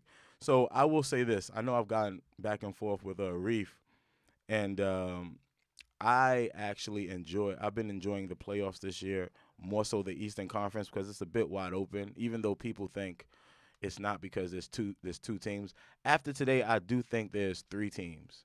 Who are they? Now, obviously, it's the Milwaukee Bucks. The second team, I think, is the Toronto Raptors, and the third team would be the Boston Celtics. Before, it used to be the Philadelphia 76ers. But after watching Boston today, I like the fact that they're getting their groove back as a team because obviously they meshed. They didn't get a chance to mesh during the season because Hayward was hurt. He was in and out. Kyrie was hurt. He was in and out. And then Jason Tatum, he's not having that stellar second year At all. that everybody thought he would have. At all. However, I do think it's because the way the season went and also playing with Kyrie for a full season for the most part, right? And actually, not Kyrie. I misspoke. Playing pretty much a full season with Gordon Hayward because they essentially play the same position. So I think that coming next year, Boston has a lot of things that they need to think about as far as retaining or trading away Jason Tatum, which I think they will. They're gonna will do. package him for Davis. The They're question gonna is who's gonna take it? And Yeah. if Kyrie leaves, they're not They gonna will. do nothing. They're gonna stick with him. Yeah, but I think they will get rid of Jason Tatum. What I'm But- saying is, if Kyrie leaves, why do you get rid of Jason Tatum? No, I'm just saying in the event that Kyrie stays. Oh, if Kyrie stays, he's gone. Yeah. He's gonna Yeah. want to leave. He said, "I wouldn't mind being the face of the Pelicans." Yeah, he so- said that 3 months ago. Yeah, so it was just one of those things. And he's young. So I love the playoffs right now. And also, Golden State Warriors, they won today, 113 and 106 against the Los Angeles Clippers. What they do? To What you, they do? to you are the only person I know that lives in New York City who happens to be a Houston Rockets fan. You Right? don't follow my timeline. So, If you pay attention. I do not You see because the the last time I went on your timeline and I chimed in with my opinion, I was just like, I wanted to come back to it, but I forgot, whatever. But it was just like, yo, you got a bunch of stands on your timeline. Oh, get out of here. So I'll be got like, more whatever. people that disagree with me than I'm good. I Between you and Rain, y'all got a lot of stands, and I ain't got time for that. I left a message on your page the other day. I don't Yeah. think you even accepted it. Yeah, 'Cause I don't looked think back I did. I looked back at your page and I said, oh, Maybe shit. he's trying to Omar- silence I don't think. Omar didn't. Nah, It nothing was, like it was that. about Russell Westbrook. He was shooting 10% for the three-point. Nah, you know what? I was ready for that. So here's the thing with Russell Westbrook, right? You mentioned that he's a great athlete and not a what? He's not a skilled player. He's not a skilled great player. athlete. So break that down for me. Make that make sense to me in the words of Rain. What it means is he's a 30% three-point shooter. Okay. Below 30% three-point. For Okay. his position, that's low. Okay. He's a 60% free throw position shooter for that position. Career? It's been declining for the past 5 Okay. years. Right now he's down to 60. That's terrible. This season? Okay. So So is LeBron, by the way. But continue. 100%. Go ahead. 100%. But he's not talking about LeBron. But Right, I have my reasons. Go We're ahead. talking about Russell Westbrook. Go ahead. Russell Westbrook, I believe, is the most phenomenal athlete I've ever seen, especially in Okay. basketball. He's on 100 the entire game. Mhm. He rebounds, he runs, he jumps, he plays hard. He's not smart. He doesn't make the smart play. He doesn't make smart shots. He's a terrible leader, which is why he could not win with arguably the greatest score we've ever seen. Mhm. Right or wrong? Okay. And he made it very easy for Kevin Durant to leave because nobody really wanted to play with him. Now, Paul George went to play with him. He liked the scenery. It was a beautiful thing. And Paul George was kind of the leader for part of the season. Russell Westbrook came back from injury. Paul George got injured, and Russell Westbrook saw the light again of hiking up shots at a low percentage whenever I wanted to. He's never been coached. He does whatever the hell he wants to. He's not a skill. He's better than Damian Lillard? Excuse me? Is he better than Dame Dollar? Yes.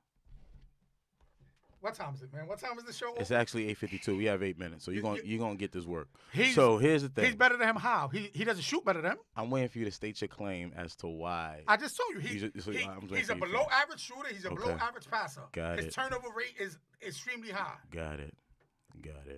And people don't want to work with him. Got it. That's a whole nother. So, right? I don't buy the whole people don't want to play with him right thing. I don't get that. I don't buy that. People don't want to play in OKC. And I get that. I'm not even eligible to even get in the league. I don't want to fucking play in OKC. I don't want to go visit I OKC. know Paul George picked OKC over Los Angeles. And He's I from think Los more Angeles. people He likes fishing. and I think more people are more inclined to play with a Russell Westbrook than a LeBron James. But I digress. But let me get to your. Comes back to LeBron James. No. Let me get to your point. Minus Wait, LeBron James. Iran, say that again? Every argument comes back to LeBron James. And because that was my initial. Iran said that. Now, let me ask you a question. But this no. Let me ask you a question. One more question. Go If ahead. they lose again in the first round of the playoffs, where's his greatness at? So let's. He speak- hasn't made it out the first round of the playoffs in a long time. So let's man. speak to that, right? So, and this is the player who actually went to the finals, right? Yeah, one time. Wait. Let me get to it. Let me get to the shits. Mhm. He's been to the finals, one time. James Harden has never been to the finals. However, he's been to the finals What? by himself. I was gonna say by himself, Westbrook right? never been there We're by himself. We're comparing it now, right? So, right, but Westbrook because I'm never- so trying. the finals argument is invalid. No, They were I'm not. teammates. I'm not done. So I'm trying to disassociate myself with bringing up LeBron James. So James Harden, right? Yes. Anyway, so James Harden. Yes. How can you say that? Well, Russell, how can you say that he's not a great player but a great athlete? However, to average a triple double for 3 consecutive seasons Requires extreme athleticism. No. That's what it No. It requires me, and I know you play ball, right? Yeah. Right. So to play basketball, to play it at its highest level, which is the NBA, you need more than just athleticism to average a triple double. Let me explain to you why. For assists, right? Most of the time when he has the ball, well, he does have the ball. He's making the decisions. He's making those Can I ask you a basketball question? decisions. Do you watch them a lot, or you just look at I the watch stats? them. I Does he watch make them. skilled passes or he makes drop-off passes? He's made. The team collapses on him. He drops it. He to makes Adam the to dunk. same amount of passes as a Chris Paul. he makes the same amount of passes Wait as minute. a Stephen Curry. Wait a minute. Let's be Chris Paul, and I'm not a Chris Paul fan. Chris Paul has the greatest assist to turnover ratio in history.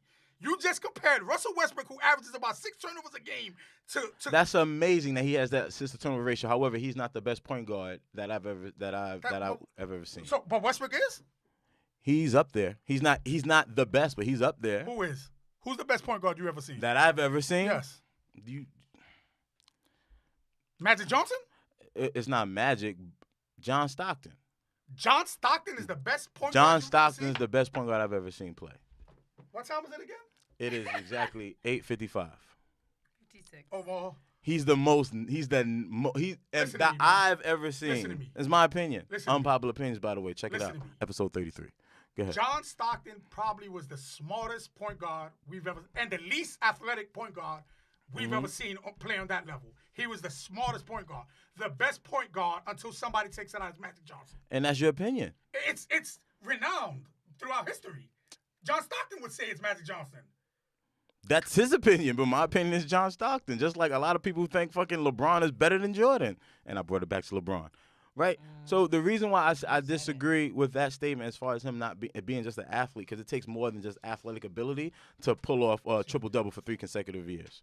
I.e. Oscar Robertson. He was a hell of a player. I've only seen clips and hardwood classic footages of his games when I was younger, but again, like it speaks to Russell Westbrook's ability. When Robertson was grabbing triple doubles, it didn't exist. He wasn't stat stuffing. But the fact is he was doing it. I don't think Russell Westbrook is doing it. He's just a great player. You don't think that they make sure Russell Westbrook gets a triple double? You don't think they move people out the way for him to grab the rebound? I mean, the same way Ricky Davis got a fucking triple double when he played in Cleveland. I mean, it's the same thing. Okay, I'm not saying that. What I'm saying is, it's OKC's agenda to make him get. That's how they sell their seats, because people. I don't buy that. I can't get into that. You don't want it because because it's not something. Your argument. Not really, because it's not something you can necessarily prove. Steven Adams moves the man out. I could prove it by watching basketball. But you Steven said Adams the stands. Steven Adams moves the man out the way so Russell Westbrook can get a rebound to get triple doubles.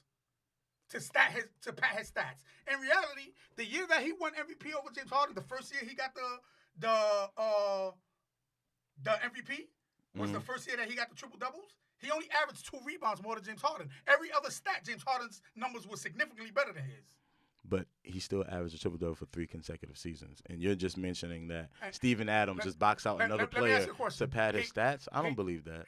He was just. And Harden's up there as well. People voted, but they were just voted by the NBA the most overrated player in basketball is Russell Westbrook. And it's funny because that's hate. I don't buy that. That's hate.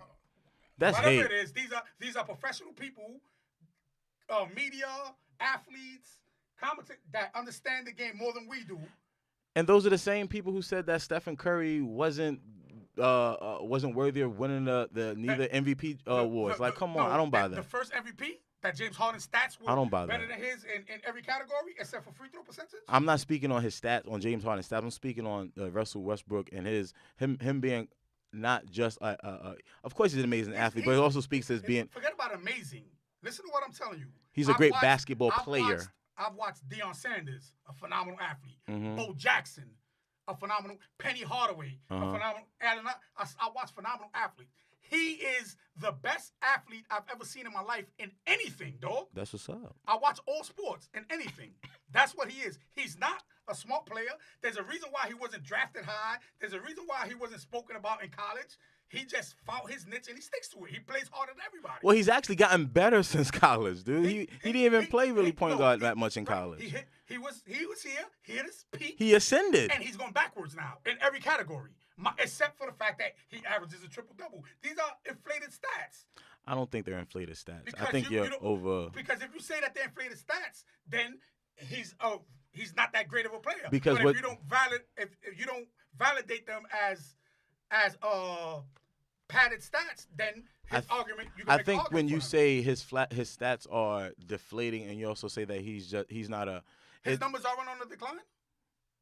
How are they on a decline? His percentages are on the decline in every category. So for his percentages this year, they weren't where they were the year previously. And the year before that were higher than last year's. So now he's for the past 3 years, he's I mean, gone backwards. I Yes or no? contribute that to player usage because one, he didn't. Who he had last year? Paul George is in and out the Wait a line, minute. but this year, So when you making Go ahead. arguments against James Harden, who has the highest player usage in the history of basketball, I'm not do you making put it. that- do you I'm put not that making it argument into against. consideration? I'm not making it against James. I'm talking I'm about. asking you when you're arguing about James Harden, do you put that into consideration? Time out, The player because y'all not you just try to rein me just now. I'm talking about as far as you saying Russell Westbrook. he's a is- phenomenal athlete. He's and a first ballot Hall of Famer. And my thing is, for you to say he's just a phenomenal athlete, I know we got to go soon. It's just it kind of undermines his ability as a basketball player. I think you're undermining because people do it so often. But homeboy averaged a triple-double for 3 years consecutively. And nobody cares And about here's it. the thing, I mean, That tells you that you there's don't a lot care of people about that- it. No, in sports, I'm not just talking about me. It was a big deal. I could say the first year was a big deal. It was a big deal this year because he did it for 3 consecutive years. And how's it a big deal? He's not getting spoken about the way LeBron James. If LeBron James would have averaged a triple-double during the season, there would be a fucking statue. Let me ask you a real question. I just think it's Let me ask you a real question. Go ahead. If LeBron James, does he have the ability to do what Westbrook has done? If you don't think LeBron James could do the same exact thing that Westbrook has done, He's you're done it. crazy. He did it in the finals. I'm asking you, can he average a triple-double for the season? Do you not believe LeBron James could do that? Maybe not at 36 now. He's 36, but 3 years ago. He'd be the same. He's 34. He's 34. Okay, he's been in the NBA for 16 years or whatever the case may be. Yeah. 3 years ago, you don't think he could average a triple-double his career? I mean, essentially, A a lot of players can. So then that means that it's worth nothing. He has to win. But Russell the Westbrook has fact to is, win. he is though. You saying a lot of people's capable, but the fact that he's doing it, It means like that's like nothing to saying people. a lot of people can go 10 times platinum. Yeah, a lot of people have the potential, but they're not doing it. All right. He's actually Okay. doing and it. the flip side to that is I can tell you Vanilla Ice went 10 times platinum. That means he's hot. That's so the And with that, we're going to buck that down to both of your unpopular opinions of the week. unpopular opinions of the week. Episode 33, Kareem Abdul-Jabbar. Who else wears 33? I can't think right now. Scottie Pippen, Patrick Ewing. Again, you said Scotty's name over Ewing. You're not a New Yorker. Because he dunked on him. That's why. He did dunk And we on him. out. He did dunk on him. I'm not a We Knicks out. fan. I'm not a Knicks fan. You want to hear my unpopular opinion? I don't think Patrick Ewing is the greatest Knick. And people swear by it. Well, because so much as time has passed.